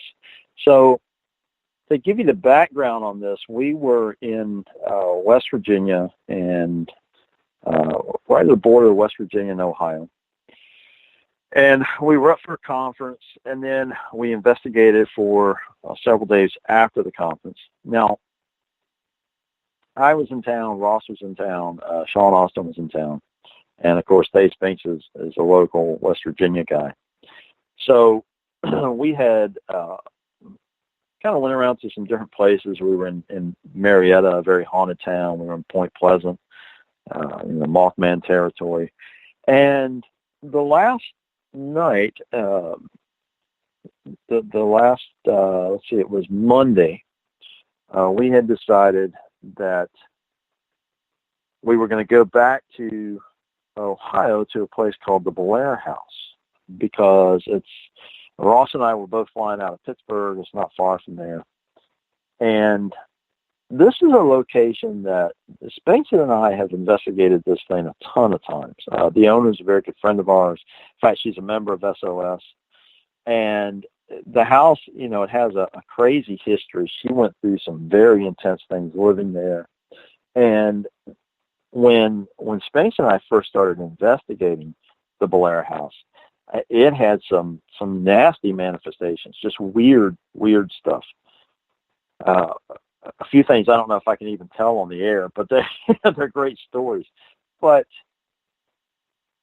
we noticed over time as we investigated it over the last few years, it started to calm down. It's an active location. People come in and rent it out to investigate all the time and have great experiences there. But it has become, for the most part, a calmer location, with a lot of spirit activity. There's great history there, so it ties into the coal mines and a family called the Hetheringtons that were on the property during the heyday of coal mines and everything else. They practiced spiritualism in the house and a lot of other things in the 1800s. But as it became calmer, the activity, became normal, so to speak. You get spirit communication, you get interesting things, lots of equipment would go off and so forth. So here we are heading back to the Blair House, and Ross and Sean had never really investigated it much. Now, we had been there earlier in the week, and when we're heading back, I blame Spinks, actually. He probably cursed this thing, because we're heading back, and Dave's like, man, I don't even want to do the Blair House. We've investigated it so many times. And I said, yeah, I know. I said, but, these guys have never really done it. I said, it kind of works out all the way around, and let's see what happens. So we ended up back there, Dave. And in short order, things got very weird in the Blair House. It's a two-story building, but it also has an attic on it. So it's really a 3-story house. And at one point, early on, what we did was, since Ross hadn't investigated the place much, we sent him up to this back bedroom at the end of the hallway. Now, this particular bedroom is pretty notorious for the things that happened in it in the past. Spiritual attacks, okay? And a lot of them of a sort of a sexual nature. A lot of other things purportedly went on. And in the past, when we investigated, we had weird things happen around that bedroom. But like I said, last, I don't know how many times, nothing really. So we put Ross in this bedroom, and we said, okay, we're going to leave you up here by yourself and see what you get. So we had some various pieces of equipment and different things running. So I went downstairs. Dave and I were both downstairs in the living room, and we were just going to let him, run for, 15 minutes or so and see what he could get. Well, we heard him talking, okay, but figured, it was just him trying to elicit responses and stuff. And then I get this text from him on my phone, and it's kind of, you can't hear me. And I was like, I don't know what this means. So I went upstairs and said, hey, man, are you okay? And he said, I'm shouting for you guys, and you're not responding. You can't hear me. And I'm like, you're shouting? Seriously? I said, Dave and I are both at the bottom of the stairs. We hear your voice, but it sounds like you're just talking. He says, no. He says, I was shouting really loud, and nobody was responding. And it's funny, because as much as I've investigated with Ross, I've never seen him he was very uneasy at this point. And I said, are you sure you're okay up here? Do you want to keep going, or do you want to stop? He said, no, I'll do more. He said, I just want to make sure somebody can hear me if anything goes on. So I was like, okay. And so, this went on. I'm trying to remember the exact. We did a recap of this, so I'm not going to fill it all in, detail by detail. But the next incident that occurred was very bizarre because Ross was in the back bedroom at the end of the hallway upstairs. Spinks was down at the bottom of the steps. And I was in the hallway, at the end of the hallway where the steps start. And I was kind of shouting back to Ross so that he could hear me. Wasn't talking that loud. And I'm having this conversation. I can hear Ross clearly. I can hear Dave clearly. And all of a sudden, they both react. And they say, "What was that?" And I hadn't heard anything. And I said, "What are you guys talking about?" And they're like, "Didn't you hear that? It was a loud bang." And they both thought it came, Ross thought it came from right outside the bedroom he was in. Dave thought it came from somewhere on the stairs or from upstairs. I'm like, that's right around me. I'm just standing here. No, I wasn't even carrying anything. Wasn't moving. I said, I didn't hear that sound. So we started having this bizarre situation where something was manipulating sound within the house. And it got weirder because we had another situation where Dave went upstairs and he started shouting for Ross, and he was tearing around the house, shouting as loud as he could for Ross. He went out the front door and he was saying to me, he said, "Ross has disappeared." And I'm like, "What are you talking about?" And he's like, "He's nowhere. He's not upstairs. He's not down here." And all of a sudden, Ross was just nowhere to be seen. Well, Dave tears out onto the front porch, and he's shouting. Now, bear in mind, this is late at night. It was probably, 2, 3 o'clock. I don't know what time it was. But he's shouting, very loudly for Ross. And there's nothing. And, we're all kind of tearing around looking for Ross. Well, I went outside, and Ross was just standing there. And, we were kind of freaked out at this point. We're like, "Are you okay?" He's looking at us like, "Well, yeah, I'm fine. I was just, what?" He's just standing there very innocent. He's like, "What's going on?" And, Dave shows up and he's like, "Dude, I was screaming for you at the top of my lungs. I was just right here." And Ross is like, I didn't hear you. So, we had this bizarre thing unfolding as it went on, and there were other sounds that occurred that some of us would hear and others of us wouldn't. And then we had, hands down, what is one of the weirdest things I've had happen to me, certainly in quite some time. We decided that, whatever's trying to manipulate this and sort of play things, we need to see more of what's going on. So we gathered up some equipment, and we had left something in that back bedroom at the end of the hallway. And I said, "No problem, I'll go up and grab it." The other guys were downstairs.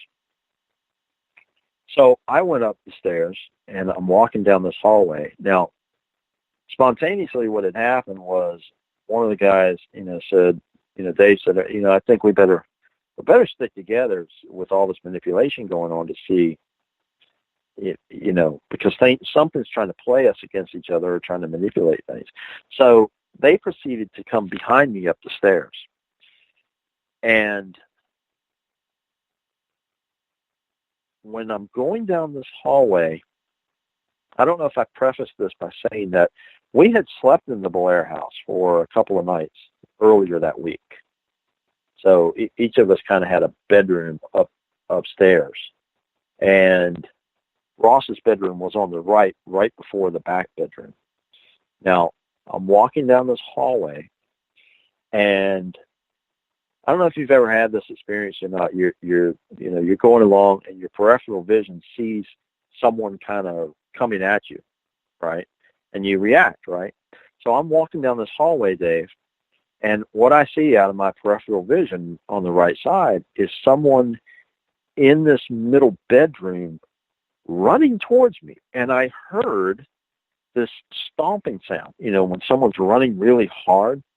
So I heard these 3 loud stomps, and I turned, but my physical body, reacted because I hear the stomps.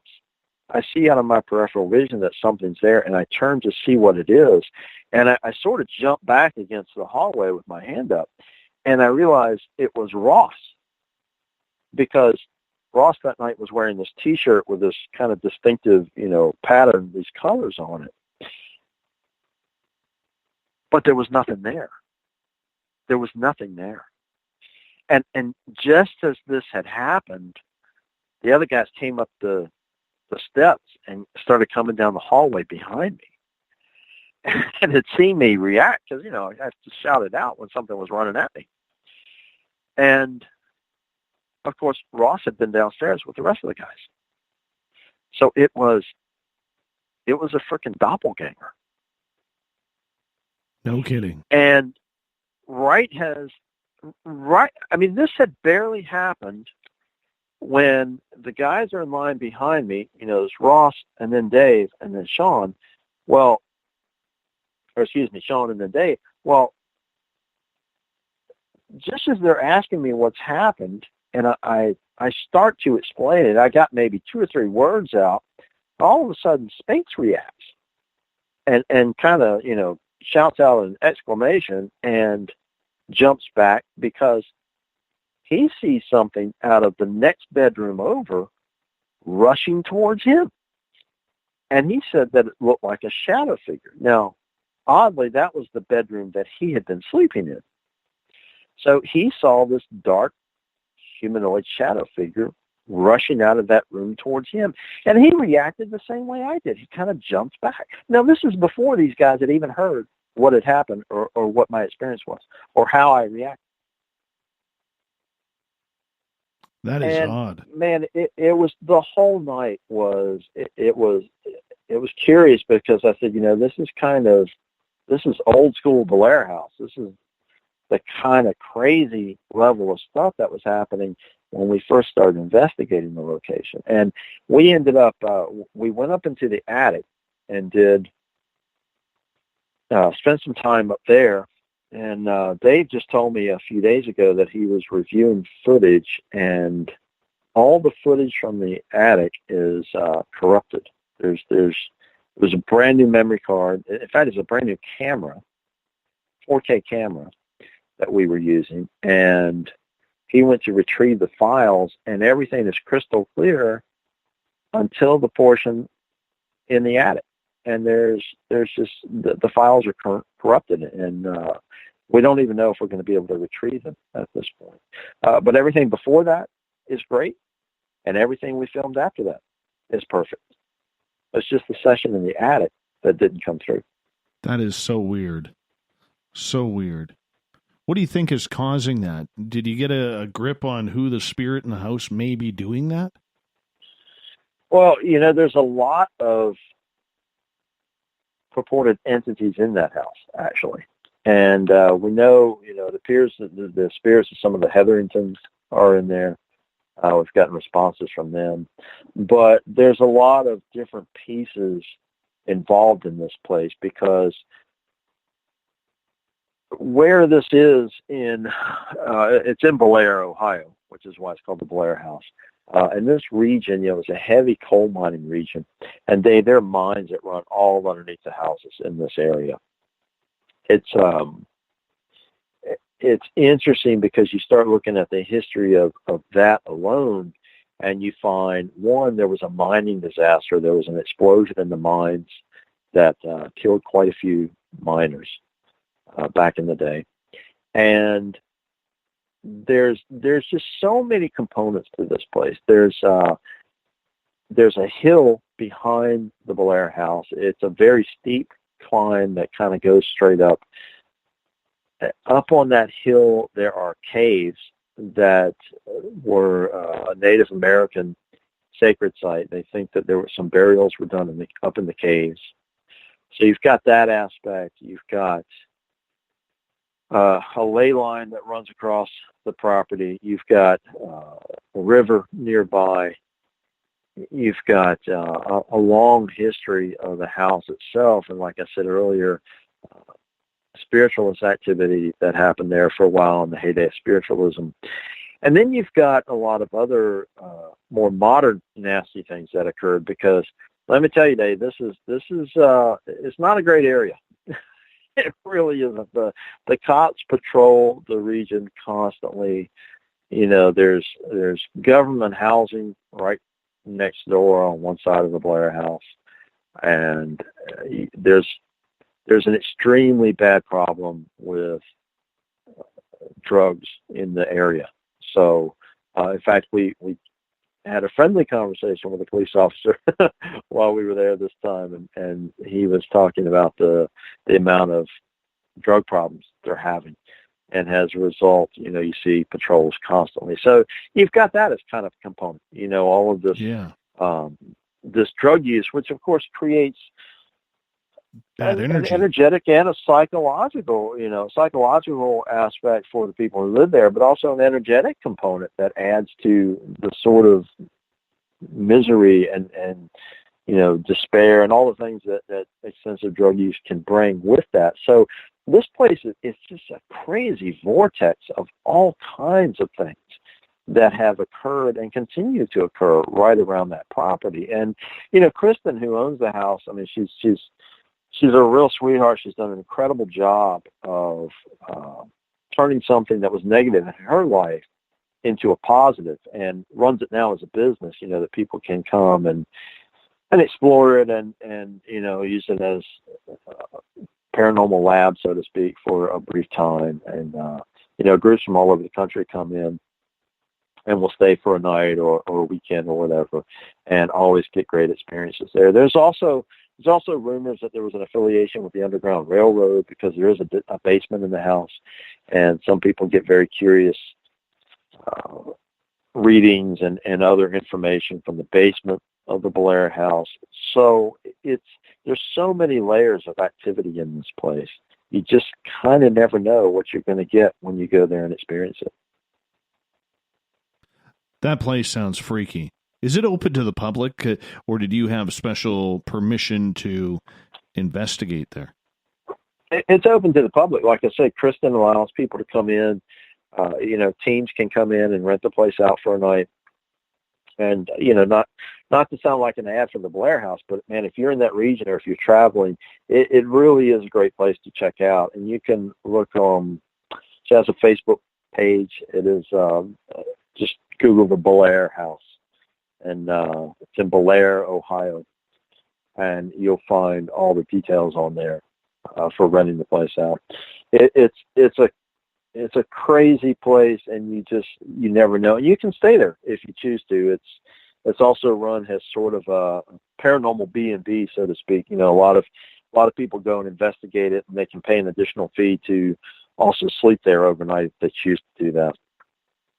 Dave and I have investigated it hands down more than any other team, according to Kristen. And, you know, as many times as we've been in there, you can't say that you've got a complete grip on what's going on, because it'll kind of get you, man. You know, you do it a whole bunch of times and everything seems sort of routine as much as it can be in paranormal terms. And then boom, something like this last experience happens where it just goes off the hook. Now, that weekend prior to us being there, you know, we were there. That was Monday night when it went nuts. And the days prior to that, Friday, Saturday, and Sunday, I think, there had been people staying in there because the location was, we used it as our VIP location for the conference that weekend. So we actually had a VIP event there Friday night. And then Friday, Saturday, and Sunday night, teams stayed in there and investigated. So we came in on the backside of people who, honestly, who knows what they did, you know, for 3 nights in there, whipping the energy up, so to speak, because, you know, it's not, I mean, we weren't there, so we don't know.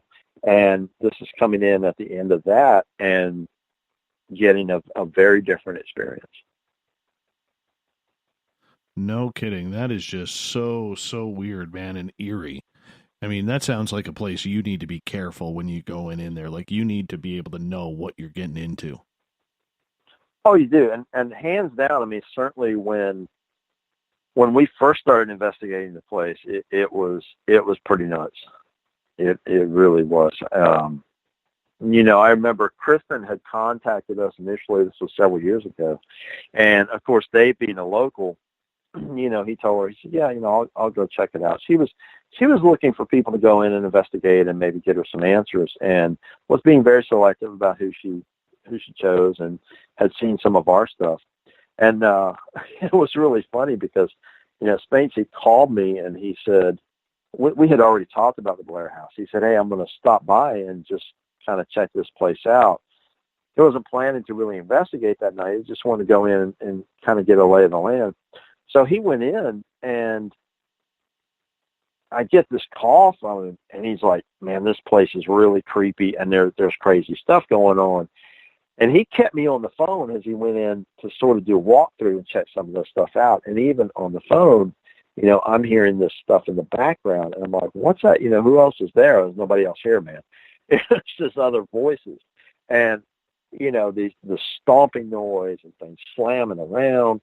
And that's what the Blair House was like when we first started doing it. And as we investigated, you know, some of the things that happened just were crazy, just crazy.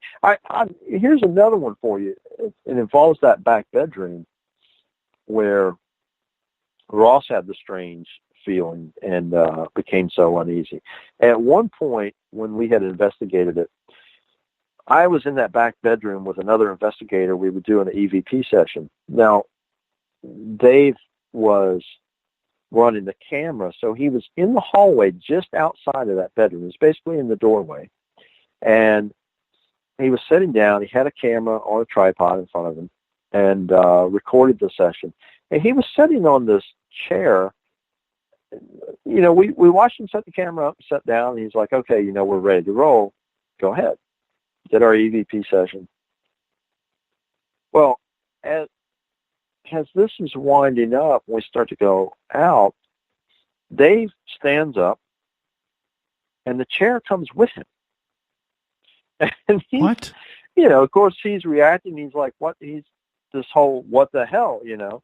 So one of us grabs the tripod and moves it away so it doesn't knock it over. And he is stuck on this chair. And, you know, I'm like, hold on. We get flashlights out. Now, this is one of those metal kitchen chairs with this rounded back, okay, that comes up. And I can't really describe it well over the phone, but, you know, it has this decorative sort of scroll thing on it. And at the bottom, it has these two curved scrolls that go down towards the center and loop around, you know, like a curly cue.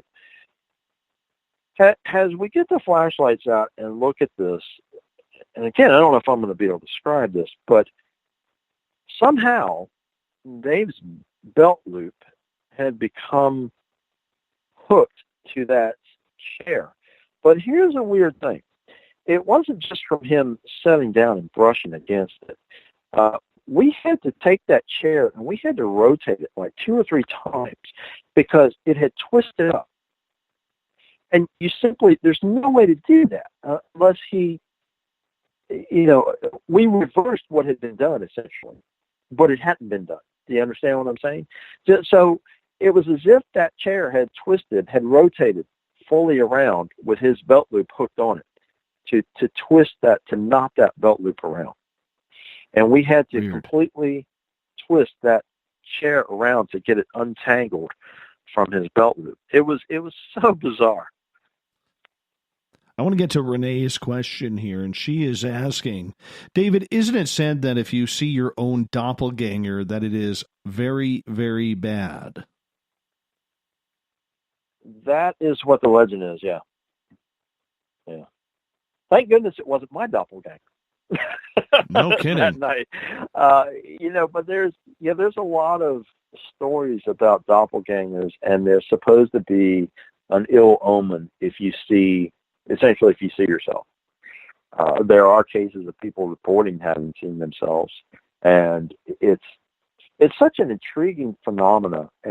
It also has a very old history, because you can find very old accounts of people reporting doppelgangers, seeing someone from the village at one place and then moments later seeing them somewhere completely different that they couldn't have gotten to.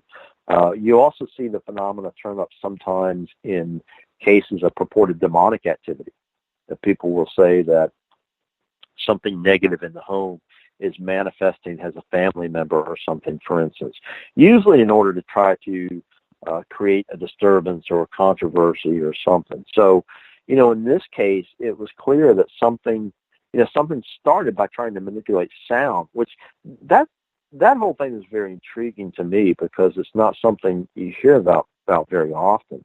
But this phenomena of some of us hearing sounds and while the others didn't at the same time, that's a very strange thing. And then it culminated in this whole doppelganger of Ross coming out of that bedroom. That was just crazy. And there, the whole doppelganger thing, Dave, you'll appreciate this. I've always been intrigued with that since the old Twilight Zone episode. I don't know if you remember that one or not, but there was an episode about doppelgangers where this woman kept seeing herself in a bus. It takes place in a bus station, and that's a great episode. But it was based on the whole legend of doppelgangers. Now their theory was that it was, they sort of promote this idea that, well, it's you from another parallel universe trying to take over your life. Curiously enough, that's one of the theories of doppelgangers. No kidding. I had some strange activity around my house, Dave, that you might be interested in. No, but it involves my son. Okay. Now my son is 5 years old. He just turned 5 last Saturday. And a few weeks ago, I was on the phone with Amy Martin from Amy on the Radio in the old Art Bell days, reading the news. And we were chatting away, and all of a sudden I heard my son happily squeal and laugh upstairs. And Amy heard it on the phone too. And I said to Amy, I said, "Did you hear that?" And she goes, "Hear what?" I said, "What sounded like my son." And she goes, "Yeah? What's he up to?" I said, "Amy, he's not here. He's at preschool right now. There is nobody in the house but me and the animals."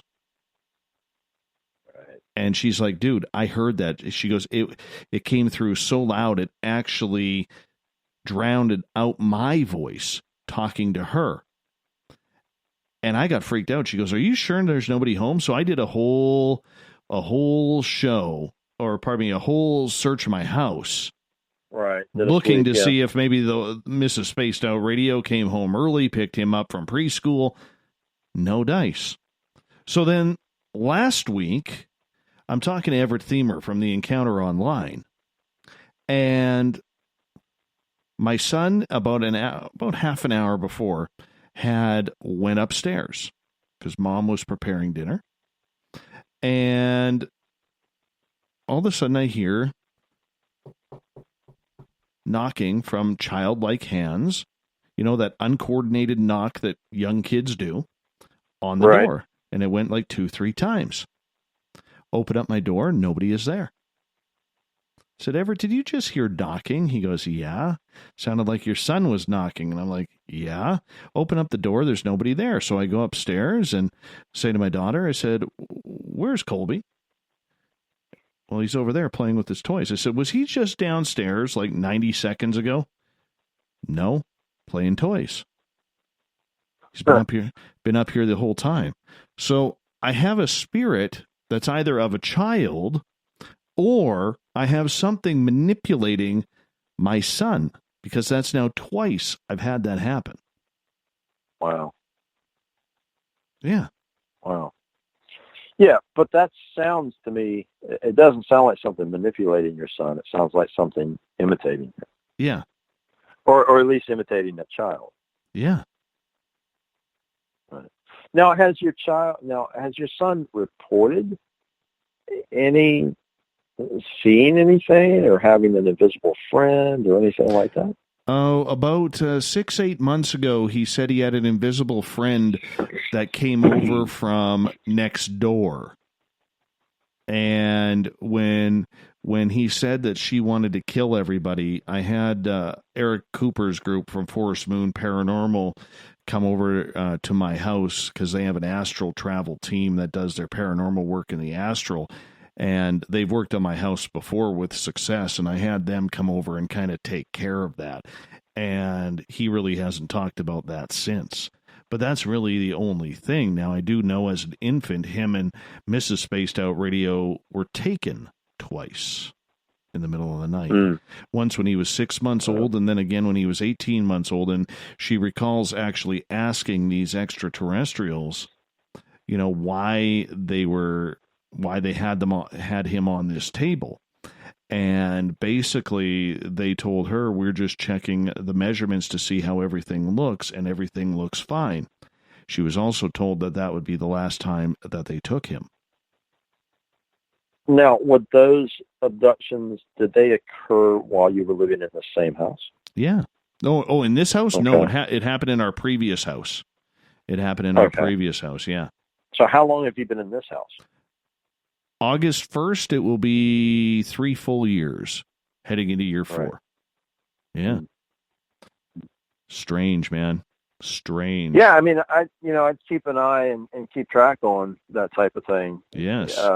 There's a lot of occasions where someone, it just depends on the level of intelligence that you're dealing with. Absolutely. So you may think that you have it cleared, but may have simply sidestepped or taken a different track, different tactics.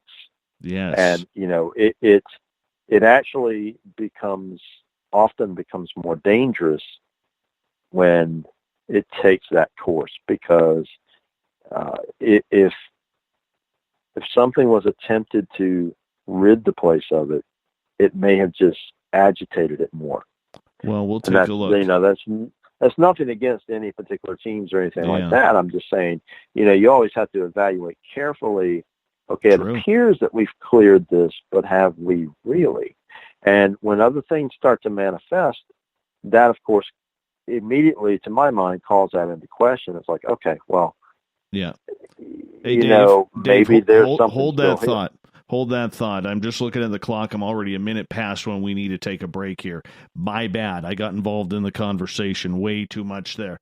So you hold on. We're going to step out for a minute here on Spaced Out Radio. We got another 30 minutes with David Weatherly, then Everett Themer at the bottom of the hour with The Encounter. Coming up more Spaced Out Radio in hour number 3 after this.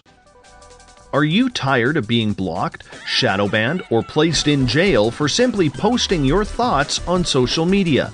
Social Media Freedom can take care of that for you. Social Media Freedom is the newest and one of the best free new apps that allows you the freedom to post what you want, when you want. It takes seconds to download from your app store. Come join the tribe at Social Media Freedom. It's time to set yourself free. The first annual Caribou Paracon is happening September 28th to 30th in the 108 Mile Ranch, British Columbia. Brought to you by the Canadian Society of Questers and Spaced Out Radio. Come listen to our featured speaker, Grant Cameron, along with Elizabeth Anglin, Paisley Town, Mike Moran, Eric Cooper, and more. It's a 3-day supernatural adventure at the Spruce Hills Resort and Spa. Tickets for the weekend are $150 Canadian. The Caribou Paracon, celebrating everything paranormal. A timepiece is a reflection of who you are, and what better way to show off the real you than with an Escape watch? Escape is a lifestyle brand accessorizing your days and nights. Choose to escape and create the life of discovery that you deserve. Dream, play, unite with your own personalized Escape watch. Head to escapewatches.com. There is no time like the present to enjoy your escape. Use promo code SMF2017 for your 20% discount today. Looking for a place to advertise at a very reasonable cost? Look no further than Spaced Out Radio. SpacedOutRadio.com has an advertising tab that you can click to check out our daily, weekly and monthly packages to play on the radio, or our website including social media. From commercial spots to banners, we have it all. Check out our competitive pricing today. Find yourself constantly looking up in the sky, looking for answers? Have you had extraterrestrial contact? Are you an abductee? Looking for answers to your experiences? Hi there, I'm R. Keith Andrews, Spaced Out Radio's resident ET expert. Join me live the first Friday of every month where I take questions from the Spaced Out Radio chat room and help you understand those from the far-off world. It's 2 hours of knowledge every experiencer should listen to. Hope to see you there. Are you intrigued by Paranormal Talk Radio? You'll love the new Paranormal Radio app from TalkStream Live. You'll find a great selection of talk shows covering UFOs, ghosts, strange phenomena, and much more. Download the Paranormal Radio app now and start listening to the very best in paranormal talk entertainment, including the network you're listening to right now, the Paranormal Radio app, free in Google Play and the iOS App Store. The Call of the Wild is in Vancouver. The Moose Vancouver is one of the hottest bars and restaurants in the city. Open until 2 a.m. nightly, the Moose will rock you like a hurricane all night long. Great food with everything on the menu at $6.95 near the corner of Nelson and Granville. Get your horns up and come rock with us. The Moose Vancouver, the official rocking bar of Spaced Out Radio. Are you an experiencer? Have you had run-ins with strange creatures you can't explain? ETs, Dogman, Bigfoot, werewolves? They're enough to scare the daylights out of anyone. Hi there, I'm Butch Witkowski from your 4-Cop. And on the last Monday of every month, you can listen to me and the host, Dave Scott, talk about the weird and the strange being reported on Spaced Out Radio. I'm going to bring my investigations and sources, you bring your experiences, and we'll figure out the rest together. Strange Days on Spaced Out Radio. Come tune us in at spacedoutradio.com. You hear footsteps in the empty room above you. A rocking chair begins rocking by itself. Don't be afraid of the things that go bump in the night. Reach for Spirit Storybox, the iPhone app the Huffington Post UK called the only ghost hunting app you will ever need. Spirit Storybox. The spirits are telling their stories. Are you listening? You know, it's hard being the bad man of ufology, but that's just the way that I like it. This is Chris George Zuger, and I'll be hanging out with Dave Scott and SOR scientist Chris Cogswell for Reality Paranormal, the second Wednesday of every month. And our job is to break it down and come to conclusions as to what is really going on in the supernatural world. I'd love for you to join us and bring your questions for us to investigate right here on Spaced Out Radio. Visit purpleplates.com today. For over 40 years, the Purple Energy Plates have been delivering amazing results for their many customers. Inspired by the great genius Nikola Tesla, the harmony, healing, and energetic effects of the plates have proven over and over to be beneficial and often miraculous to thousands of customers. Check their site for daily specials and choose from their many energy products. You won't be sorry. Visit them today at purpleplates.com. When it comes to the news, we look for the stories that the mainstream won't cover. Welcome to Spaced Out Radio's The Encounter. This is News Director Everett Thiemer. The Encounter is about the weird and strange stories that occur daily, and we scour the world looking to bring them to you. You can hear me with Dave Scott every Monday through Friday in our Encounter news segment. Read us online at spacedoutradio.com or check us out and give our Facebook page a like at SOR The Encounter. So come give The Encounter a read. From the mile-high state of Colorado, sharing our signal around the world, I invite you to Spaced Out Sundays. Hi, I'm Tessa Nicole Thomas, and I'm closing out the week by taking you on a paranormal journey to the world of the weird. Ghosts, aliens, psychic phenomena, I will hit it all in your questions too. So let us highlight the paranormal for you. So come join me for Spaced Out Sundays starting at 9 p.m. Pacific, 12 a.m. Eastern, only at spacedoutradio.com. The views and opinions expressed by tonight's guest and topic of discussion do not necessarily represent the official policy or position of Spaced Out Radio, Spaced Out Weekend, Spaced Out Radio Limited, its hosts, syndicated carriers, or anyone associated with this broadcast. You're listening to Spaced Out Radio with Dave Scott. Follow Dave on Twitter at Spaced Out Radio and hashtag Spaced Out Radio, and on Facebook, Spaced Out Radio Show. Now, back to the program. Welcome back to the third and final hour of Spaced Out Radio tonight. I am your host, Dave Scott. Thank you so much for being with us. Tomorrow night on the show, Tessa Nicole Thomas will fill in the captain's chair for me. She hosts the SOR Paranormal Roundtable with Chris George Zuger, Chris Cogswell, Rich Giordano, Everett Thiemer. It happens the final Friday of every month. It's going to be a good one. I will be down in Vancouver this weekend for Architects of the New Paradigm. Tickets are still available if you want to take in that event. Highly suggest you do if you're on the West Coast. It's going to be a good one. Grant Cameron, George Norrie, Steve Bassett, Richard Dolan, Victor Vigiani, Johnny Enoch, Tom Danheiser, Daniel Sheehan. That's an all-star lineup. Come join me. Come say hello to me. I'm going to be there. I'm just listening in. I'm a fan like you this weekend, so make sure you come on in. We welcome back everyone listening in on the SOR Radio Network, including Deep Talk Radio. And don't forget, you can check out our archives at youtube.com/spacedoutradio. Do me a favor. Hit that subscribe button. Bill Cardwell has set the password for tonight in the SOR Space Travelers Club. Radio Meteorograph.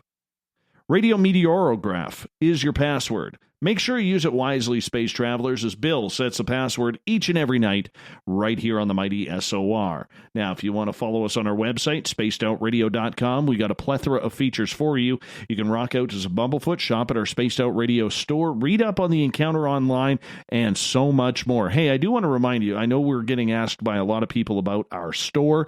Okay, it is right now. We've sold out of the originals. We're going to be opening up a new store very, very soon. We're going to be doing a bunch of new features on our website. We got to get a new logo going. Everything's going to look completely different. I'm very excited about it. So spacedoutradio.com. Wait for the changes to come. They are happening very, very soon. David Weatherly is our guest tonight on Spaced Out Radio. He's going to be with us for until the bottom of the hour before we go to the encounter with Everett Thiemer and get the news of the day and the thought of the Dave. Dave's books can all be found on Amazon. Really appreciate David coming on in for the show. David, right before the break, we were talking about, this ghost that's in my house that seems to be, manipulating the sounds and the actions of my 5-year-old son. And I had to cut you off right there to go to break, and I do apologize about that. But, you're saying this is something that, anybody who is having this happen should be a little bit concerned about. Oh, absolutely, because, there's something trying to communicate that, let's say, is genuine, that needs help or just wants to reach out, is not going to take that track, I don't believe. This is something that is clearly trying to manipulate you on some level because it's pretending to be your child. And, that in itself should, of course, concern you. I don't know whether, you've looked into the history of the house itself or the land. It's curious that your son had a previous experience where he talked about an invisible friend who came from next door. Now, what is next door? I don't know if I asked you that. Is there another house? Or yeah, our houses are pretty spread out on our cul-de-sac. Like you could put if you were in a subdivision, you could put about another house and a half between us. Okay. Yeah.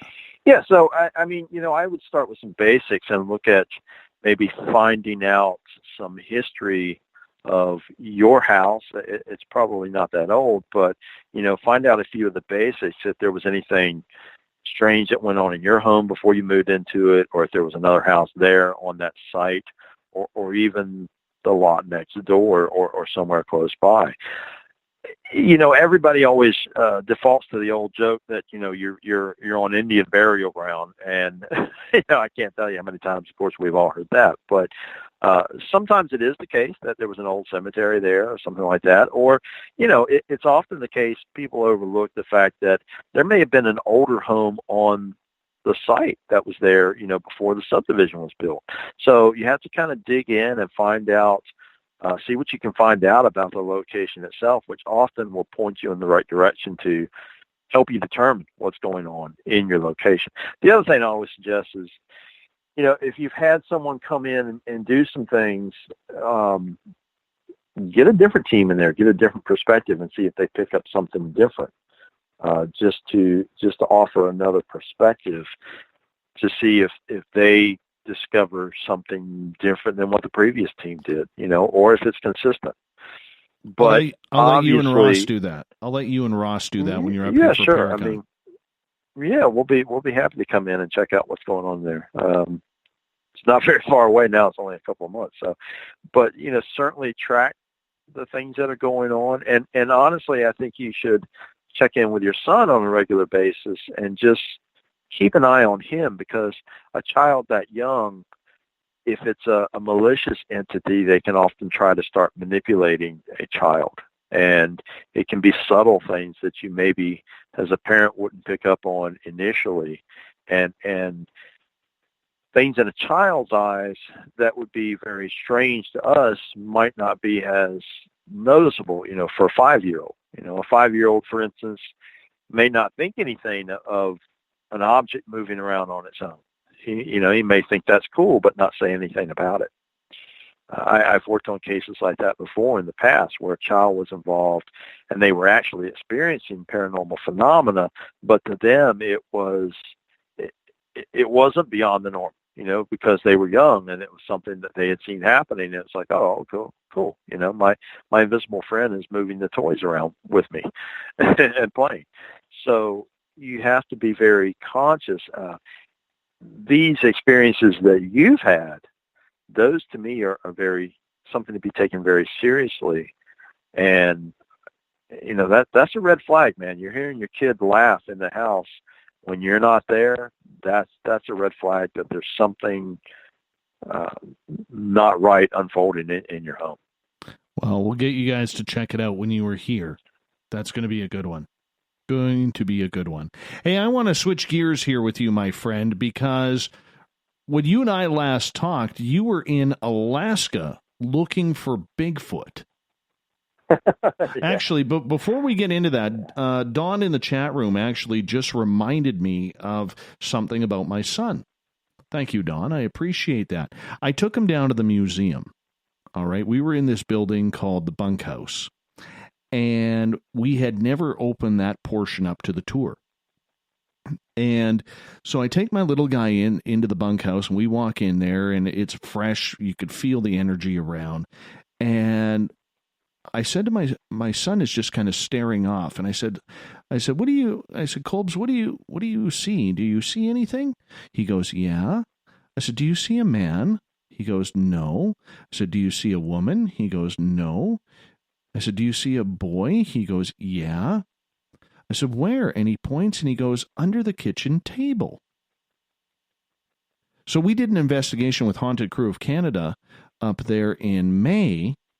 They came up for our tour, and Derek White Sky Cloud, who's a shaman and psychic medium, very extremely talented, one of the best I know, he actually communicated with the mother and the boy in the house. So we actually brought some blocks in, had some blocks made for him, and we brought a ball in for him. And when you start talking about his blocks now, he goes absolutely haywire on the machines. Anyways, so the other day, like before we go on any tours, Dave, I always go down to the buildings to let the spirits know that tonight is a tour night, or the tour's in a couple of days, just so that they know. So the last tour, I took my son down there, and we walk into the bunkhouse, and my son says, "Hey, where's the little boy? I don't see him. Where did he go, Daddy?" I'm like, you don't see him? No, I don't see him. I said, well, where did you see him last? Well, he was under the table. And I said, but you don't see him now? He goes, no, I don't see him now. Do you know where he went? I was just kind of weirded out by that. Yeah, that's pretty strange. Yeah. But your son hasn't reported seeing him since then. No, only in the place, only in that building. Right. Yeah. Right. But that, that's an interesting experience, and that's a whole example of how open children are at that age. And, of course, our society shuts down those extra senses. Yes. For the most part, most parents will shut those things down. But, the cases of children having premonitions and visions of things and all these different talents, if you will, it really is more natural. And of course, our culture is sort of pre-programmed to be rational about everything and say, no, that's not true. You're imagining things. That's a dream. People often do this by default and shut down those extra senses that children have. It's too bad. But if you help a child cultivate something like that, then they will certainly develop a greater level of sixth sense, I guess, if you will, as they grow older. Moving on, and I so rudely cut you off there, and I want to say thank you for Dawn for reminding me about that. But you were up in Alaska looking for Bigfoot in the middle of literally nowhere. How intimidating was that to be in the forests of Alaska, knowing that a grizzly bear or a moose the size of a minivan could come up and get you at any time?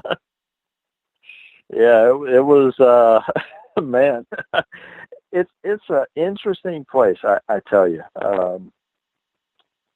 There's such a different energy there. There really is. And I was lucky. I got to spend some time. Of course, I stayed in some haunted locations while I was up there, and got out to some remote areas too. And man, people always talk about how nothing like Bigfoot. The skeptics, they'll jump up and down. No, it couldn't exist. Blah blah blah. You go into an area like that, I'd like to see a hardcore skeptic get left out in the Alaskan wilderness for, just a day and see if their opinion changes, because in some ways it's almost like another world.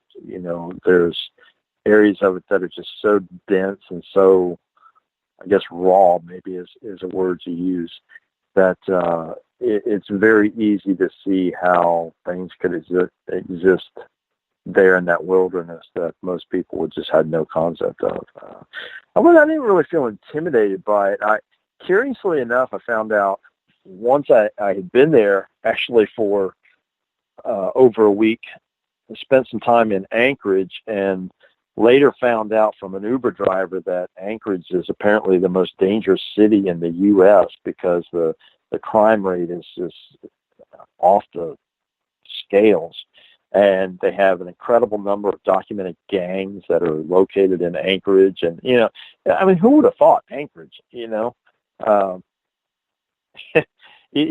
wouldn't, I don't know. I guess it's just my mindset. You'd think if, I was going to operate a criminal organization, I think I'd want to be in, the tropics or something. But no, Anchorage, man, it's a huge gathering point apparently for all kinds of crime. And, again, like a lot of things, that the human element turns out to be the most dangerous. And of course, there's a lot of strange tales that, in Alaska that have to do with unsolved murders and things like that. You get into the whole Sasquatch territory up there. Even that's very unique and different, because the native lore in that region, they have several different creatures that they talk about. And, one of them is this creature, Kushtaka, that a lot of people equate with Sasquatch. Now, you talk to some natives, and they will say, it's something different, because they regard this thing as a bit darker. It's almost demonic in some interpretations, but it is described as a very Sasquatch-like creature. Now, they say that it will come out of the forest and abduct people. And there are a large number of abductions that occur in Alaska. Again, strange area for all kinds of crime like this, but a lot of unexplained disappearances and abductions occur up there. There's a lot of natives that have vanished, and people say, some of the natives say, well, the Kushtaka took him. And it depends on the interpretation of the legend. Some people think that these things are cannibalistic, that they are eating people. Other legends say that, they're just coming to abduct them, to carry them away for whatever reason, whether it's to make them a part of their tribe or whatnot. It's hard to say, but it's a curious thing, man. And when you're in that Alaskan wilderness, you could easily understand how someone could kind of vanish in the blink of an eye. There's parts of that wilderness that are dense and so unexplored that even if you saw something running off with a person, man, it would be very hard to pursue it. Did you get anywhere close to any type of Sasquatch activity?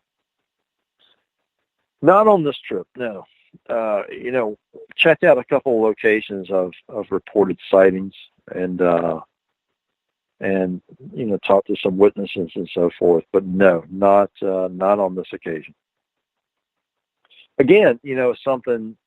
It was a trip that kind of came together very quickly, and sort of reconnaissance, if you will, to check out some particular spots. And like I said, but Alaska's a big state, man, and to really explore it, you'd have to devote some serious time. There's just so many little towns, and some of them, are difficult to get to. I did see some pretty fascinating things. Spent some time in Anchorage, and like I said, checked out some haunted locations. Went out to a haunted cemetery on the outskirts of Alaska. I went to a little town that is pretty fascinating called Talkeetna, and this is sort of a jumping off point for a lot of people that have climbed Denali. And it's a fascinating place, man. Tiny little place, very haunted. And of course, there have been some Sasquatch sightings out around in that region too. And Denali itself, man, when you ride out to where it is, I mean, it's you really get this sense of just the grandeur of the earth, I guess, if you will, when you see this mountain, because it's so, it's a force all on its own. It's of course, it's so large and so massive, and kind of dominates the landscape in that area. What are the ghosts like up there? Are they mainly, old fishermen, old loggers, miners? Are they still the 49ers from the gold rush that, comes from California right through British Columbia and into the Klondike? Some of it is, it's really the spirits and the ghost stories are very much a reflection of Alaska itself. And it's difficult to describe this place to people who haven't been there, because you find such an opposition of energies, if you will. Of course, everybody thinks of Alaska being freezing cold and waist deep in snow and everything. And really, large parts of it are not. Of course, it's cold, but it's not as cold as you might think it is in some regions. But there is this strange balance of, on the one hand, a ruggedness and a connection to the physical grind, I guess you would say, because so many people had to work very hard to eke out a living in the early days of Alaska. It was found in a lot of mining, a lot of, of course, the oil industry that moved in. And, a lot of the people there, they still have that kind of quintessential outdoorsman appearance, if you will. They work a lot of trades that involve a lot of hard labor and things like that. So there's that coarseness to life there, if you will. And there's also this layer of kind of depressing energy, because, even when I was there, which is in May, the days were very long, of course, because of how far north it is. And, there's this sort of almost a gray pallor that hangs over things. in regards to the day-to-day. But then you start to talk to the people and you interact with people, and Alaska is one of those places that just gets in people's blood. There's something about it, because I ask a lot of people, why are you here? Were you born and raised here? A lot of the people were not natives. They had just come there, and something just pulled them there. And I tell you, it's a very, very intriguing place. Now, I would certainly not want to live somewhere where it's that cold a good portion of the year. I'm kind of a desert hot weather guy more by nature, but there, I can't deny that there's this certain allure or something, a certain something about Alaska that just kind of gets to you on some level. And for me, it was finding myself very intrigued by the way things are there, so to speak. It very much, it's like being in another country, because it is the United States, but it's so different from most of the U.S. that there's that uniqueness. And you start talking to people, and people who are there, man, they're either, I found two things. I found people who had been there a long time, and so they were leaving. And I found people who were there who just loved Alaska. They were there because something drew them there, and they couldn't stay away. It was really funny. I was eating in this Mexican restaurant, and here's this guy. This guy was great. His name Eddie, and he looked like he should be on a beach in southern LA or something, and kind of a buffed Mexican guy that had a 70s mustache and always happy, really happy with what he was doing. And I'm like, man, how did you end up here? And it was like, at first I asked him, I said, why are you here? And he said, I love the weather. I was like, okay. And, talking to him more, I found out that no, he was living in California, and he got sick of it one day and just decided he was moving to Alaska. And by God, that's what he did. And he's been there for years since then. And, he's a good example of how this kind of allure of this place draws people. But, it's not really on the paranormal topic, but it kind of relates to the sense of the uniqueness of the place. And that very much is reflected in the spirits that you find there, because you find these crazy stories about old 49ers and people who were killed over mining claims, and, people who were murdered mysteriously and it's unsolved. And, a lot of the ghost stories relate to these kind of things. I stayed in a haunted hotel right in Anchorage, and there's a whole legend about, the different spirits that are seen in there, the ghost of a woman, the spirit of a young child.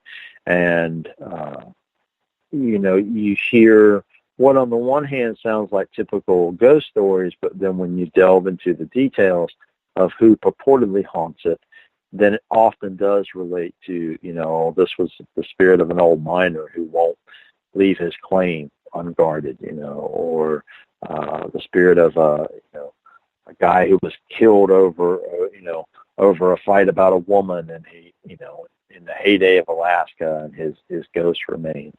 So it's very much an area where the stories of the spirits reflect the unique culture that has unfolded there over the years. David, we only got about 2 minutes left with you tonight, my friend. And once again, it flew on by, as it always does. What's next on your adventure list until we talk to you again in August? Oh, man. Well, a few pending trips, nothing locked in yet. So, I can't really say for sure. I'm kind of hard at wrapping up a couple of other projects that we've got coming up. And the fall is just, as always, is really busy for me. So going to be a great year. I'm looking forward, of course, to your Paracon, getting up to Canada with Ross Allison and checking some things out. Ross and I have a couple of projects unfolding. SOS just released a DVD, an investigation at a place called the Geyer Opera House in Indiana. Great location, another place if you've got a paranormal team and you're ever in that region, it's a great place to check out. Jeff Phillips, who runs the runs things there, is a wonderful guy. He has some great things. It's a opera house from 1901 that has some really cool stories attached to it. And gosh, I don't know, man. I just released a book I co-wrote with Sean Austin on sort of his life story in the paranormal. I've got several other things coming out this year. So, just check out the blog, check out Amazon. Everything gets posted on there. Check out the SOS, the Society of the Supernatural YouTube channel for now. We've got a website coming for that because we've added some new people for that. So, yeah, lots of stuff going on as always. Wonderful. All right, my friend, we are going to let you go for the night. Always a pleasure. Your next visit on our show will be Thursday, August 30th. Hope you're available. If not, we'll have to reschedule, but nonetheless, that's a tentative date. I have one of those erasable pins. All right, my friend. you take care. We'll talk to you. I'm going to try and give you a call right after the show, see if you're still awake. But thank you so much for being on the show tonight. Sounds good. Thanks for having me, Dave. No problem, Dave. Everett Thiemer with The Encounter coming up next. This is the winter of our lives. We come to play the final scene. The curtains closing in the darkness we expose what lies beneath. We're entering The Encounter tonight with Everett Thiemer as we take a look at this time every night around the world for the weird, strange, wacky, and WTF news of the day. The news is always changing, and that's why we bring you The Encounter. We are going to be updating it on our website, spacedoutradio.com, very, very soon. But if you're looking for the news, go to our Facebook page. Facebook.com/SOR The Encounter. Everett Thiemer, always a pleasure to have you on the show, my friend. How are you? Absolutely. It's always great to have you here, my friend. Thank you so much for stopping in with the news. What's going on tonight in SOR Newsland? Well, a 32-year-old Wisconsin man got a little hot and bothered while he was trying to enact a plan to secretly record some softcore porn movies. Oh, no. Yeah. The battery on his shoe cam exploded, and he turned himself into police to get medical attention. So what was he filming? Was he like in a movie theater trying to film a porno movie for himself for later? No, these are these cameras that you can put on your shoes, so I'm told, and you can walk around a mall or any kind of public event, and you can stand behind somebody and essentially shoot pictures up their clothing. Oh, so he's a pervert and got caught. Karma got him. It did, but they didn't press any charges because at the time he hadn't actually taken any video. So instead, they just counseled him on the dangers of what he's doing. Do you think he learned anything or anything? Because usually something that perverse, you really need to have some psychological help. You know what I'm saying? Yeah, I'm sure he's going to do this or attempt to do it again. But, these guys are out there, and it's worth noting. Oh, that just makes me sick. Good for him. Good for karma to kick him in the ass like that. Honestly. Yeah, not good for him because he's a pervert. Not that there's anything wrong with that. Well, no, I mean, let's face it. I mean, we all have our things that we're into, and that's fine. But when you're doing it to unsuspecting women, children, without regard for age or whatever, because obviously what he was trying to do was, get his foot close enough so he could, look up someone's skirt, which is pervy in a grotesque fashion. And as the father of two teenage girls, I could honestly say I wouldn't want somebody trying to do that to them, nor any woman for that matter. So I think it is good that karma reacted swiftly and brutally on him. Did he lose any toes on this explosion? No, it was just minor injuries. Oh, that's too bad. That's too bad. Weird. Weird. Very. That's a weird way to start the encounter tonight, my friend. Weird way to start the encounter. Okay, then how about this one? Scotland's fattest hedgehog has been put on a diet. Why? Well, he's about 2.5 times the normal weight of a hedgehog. And apparently what happened is somebody saw him over the winter and was concerned that he wouldn't survive. So they brought him into their house and fed him until he became almost immobile and wouldn't leave. So they turned it into an animal shelter, and now he's being put on a diet before he can even be released back into the wild. Oh, my goodness. Could that person be charged with animal abuse for overfeeding the animal like that? Is that possible?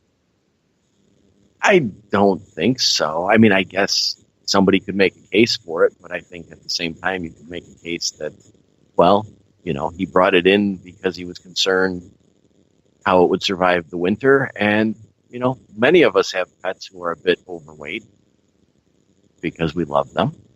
This guy just happens to love a hedgehog. My goodness. Is the hedgehog going to survive? They think so. They're a little concerned about some possible damage to his bone structure and that, but he will be put on a diet and released back into the wild. Oh, I thought this was a pet hedgehog, not a wild one. No, this is one that wandered up to this person's home last fall or early winter, and he brought it in for the winter because he was concerned that it was underweight and wouldn't survive. So he bulked it up to, about 4.5 times its normal.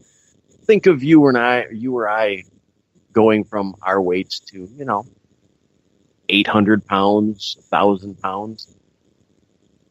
Oh, that would be terrible. That would be terrible. I mean, if you were quadrupling or quintupling your weight, that's not very good. But they must have really boiled that hedgehog with love. The problem with putting it, I guess, back in the wild now is, because it's been humanized, is it going to be able to survive? That's an interesting question, and I imagine that they have to figure out a way to take care of it without taking care of it too much. It may sound a little ignorant here, but, with hedgehogs, because so many people have them as pets now, you almost forget that that's a type of animal that actually is a wild animal. I didn't even know they had hedgehogs in Scotland. I didn't either. I thought the only hedgehog around was Sonic. Or the little chocolate hedgehog truffles. Those are good. Those must be a Canadian thing? You've never had hedgehog chocolates? They're shaped like a hedgehog. They're about 2 inches long. Oh, melt in your mouth. Melt in your mouth. I'm not a chocolate guy, but I love the hedgehogs. Can't say I've had them. Oh, you're missing out. You are missing out. All right, let's move on here. Story number 3. I know you got a good one here. We have to talk D.B. Cooper. With as much as we've followed that case, yes, we have to talk D.B. Cooper. Do you remember the documentary, kind of docudrama that came out last year on the History Channel, kind of quote-unquote closing that case with those investigators that had that evidence and they had kind of picked people? Well, they came out with a statement that they have cracked the code in a letter that they received in the documents from the FBI. And apparently a gentleman has confessed in the letter. The only problem, the problem I see with it is it's a bit speculative. And in the documentary from last year, they were very insistent that this gentleman, I don't know if we should even bring up his name, but they were very insistent on a particular suspect. And that's who they are alleging did it now through the decoding of the secrets in this letter that they found. Well, this is going to absolutely kill sales for that book publishing company out of Michigan or Wisconsin just a few months ago that came out and said, we know who D.B. Cooper is. We have the story right here. Remember, they held that big press conference, and, we actually had Bruce Smith on that night with Jamie Sexton on the Rebel Planet, and we were talking to him in the first hour about this new D.B. Cooper news, and he says, no, that's not the guy. And now we're getting this new evidence once again. This is heating up. This is good stuff. It's an interesting case. It's a case that won't go away. And I think this opens the door potentially to another TV special. Could very well. My concern with it is when you watch that, the gentleman that they're claiming is Robert Rackstraw, and they were really pushing that theory, and they tended to not want to let it go. So they have the video or the show come out, and now here we are,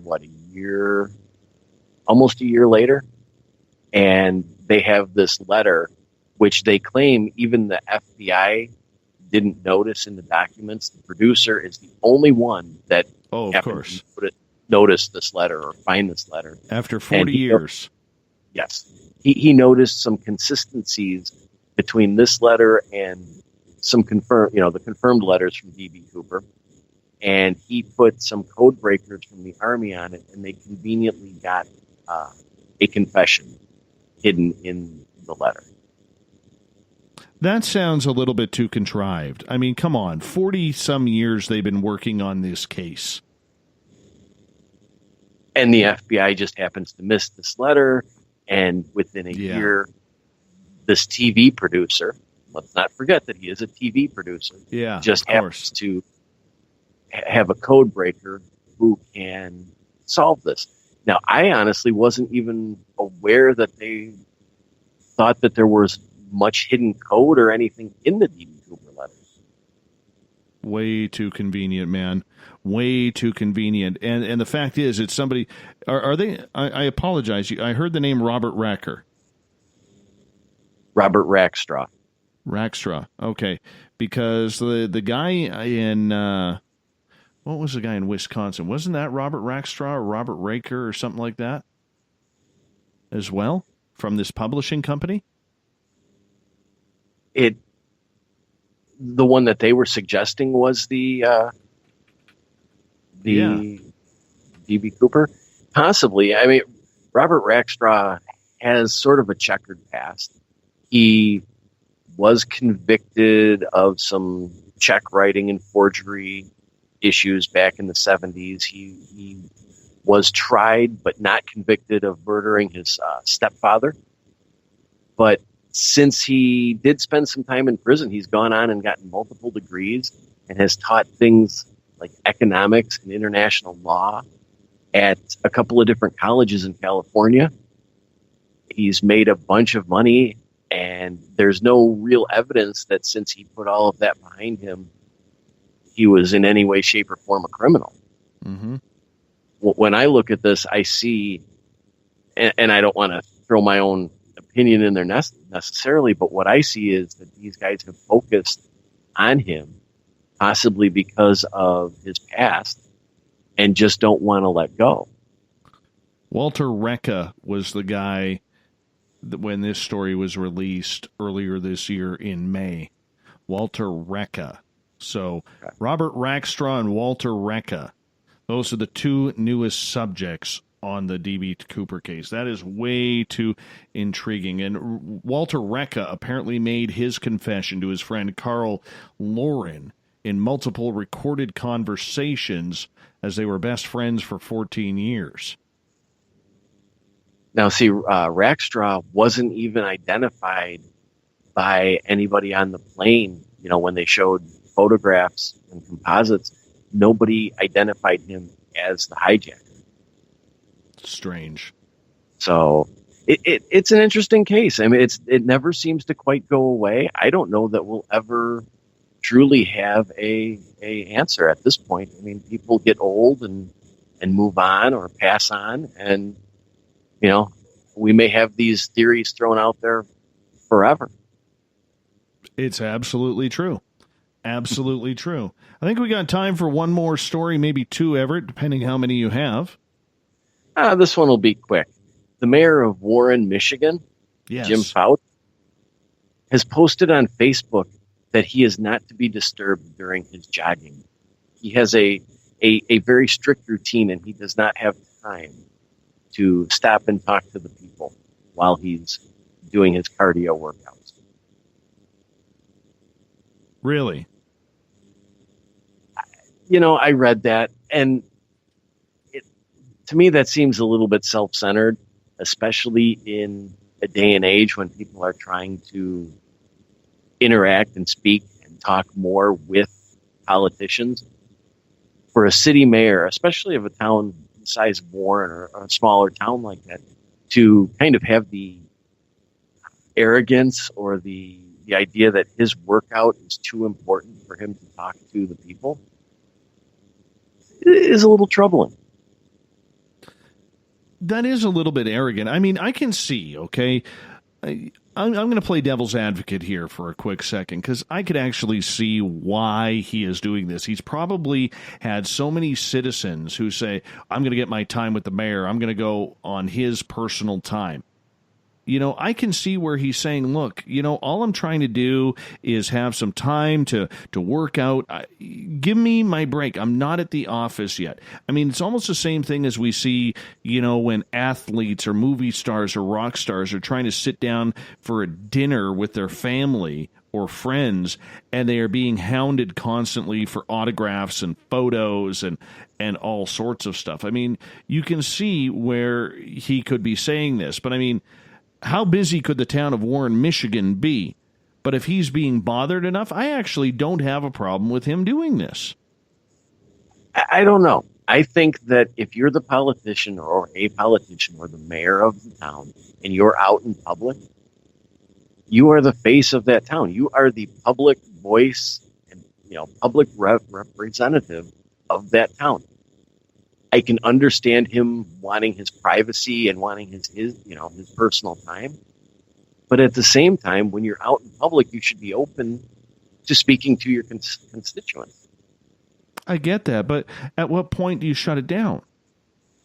At what point do you say, just because they're a public figure and elected in and they are a representative, if you have some, nagging cat lady or cat man running around saying, Mr. Mayor, when are you going to shut those dogs up on 52nd Street? I wrote you 6 emails about it. Have you ever tried to get an appointment with your mayor? It's Canada, man. It's easy. Oh, okay. Well, never mind.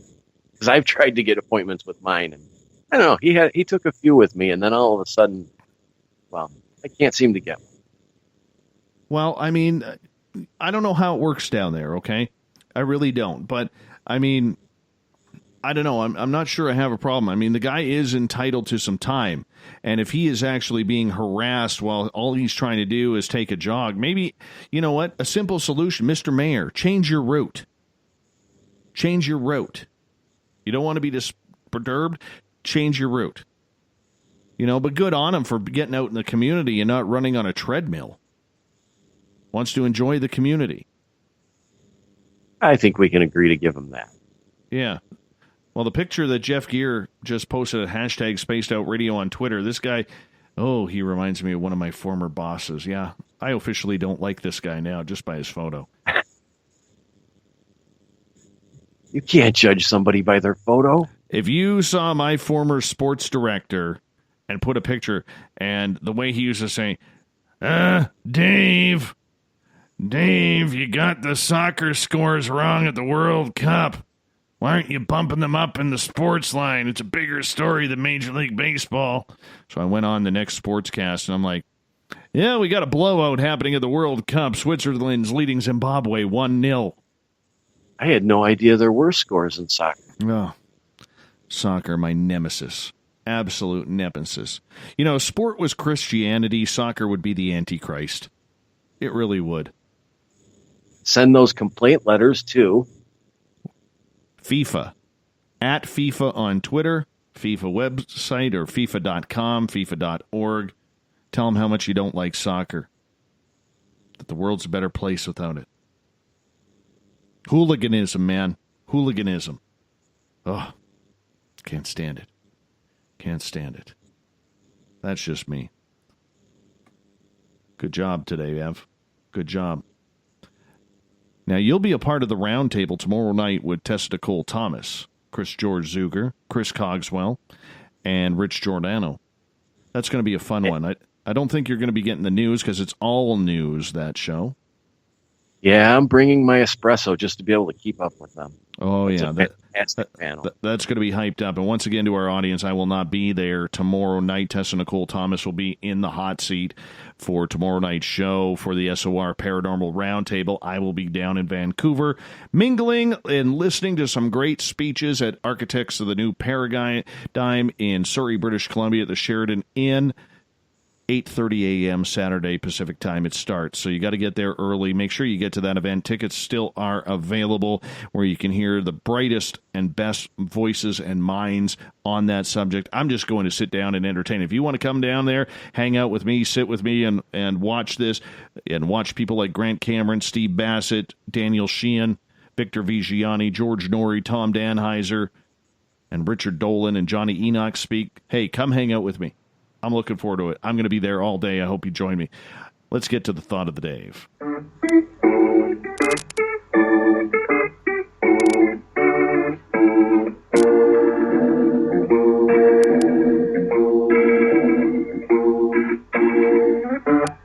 Thought of the day happens every night at this time, where during the day we ask a question on our Facebook and Twitter pages, and then we get you to answer them. Then we read your responses live on the air. So today's thought of the day, is there an experience you haven't had paranormally that you wish would happen? No one-word answers. A lot of people, for some reason, like to leave one-word answers. Like, that's kind of hard to read on the air, Everett. You wrote a two-word answer. Sure is. Yeah. Thanks, bud. Way to go into detail on yours. I answered the question. Yeah, you did. Let's go to Twitter right off the bat here, where we have, let's see this one here. Graham on Twitter says, I've thought about this, Dave, and I said to you a few times as a 5-year-old, I met the 7-foot lion-faced race, a race that Mr. R. Keith Andrews said do reside in our galaxy for certain. I wish I had visited their world for a day. Kev reads, Bigfoot, hands down, want the experience. Oscar on Twitter, I would love to experience time slip, the kind where you are walking down the street and then all of a sudden it's 1921. I got to admit, that would be a cool one. That would be a very cool one. Yeah, I would love to see something like that or experience something like that. Yeah. Eric Cooper actually had an experience like that when he was stationed in the U.S. Army over in Germany. Said it was pretty, incredible because they actually saw, him and a couple of his troop mates actually saw Adolf Hitler getting into a limousine. Said it weirded them right out. To hear him tell that experience is really creepy. Yeah, really we got to get Cooper back on the air with that. I know Gail is a big fan of that story, so we'd have to get just for Gail, Eric to come back on the show and tell us that creepy story once again of that time slip. The Yeti guy says, I would like to experience a UFO sighting. I've seen Bigfoot. I know there is more out there. Interesting. Barther L. states, animal crackers come to life and I catch a ride on them and then they become crackers again and I eat them.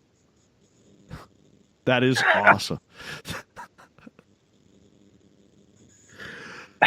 All right. Let's see. Elita, I want to see Bigfoot with my own eyes, not some blurry, faraway videos and pictures. God of Thunder wants to hang out with Wonder Woman. Way to go. Let's go over to Facebook here, where Grant says, I have to admit, I'm not fully sure I want to remember what has already been locked away. Chuck states, I've always wanted to see a UFO, even better landed with beings outside. That would be the hat trick.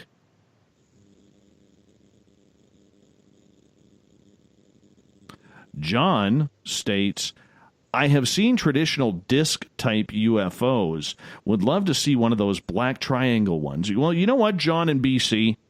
You and I are the opposite. I've seen a couple of black triangles. I've never seen a disc. I want to see that disc.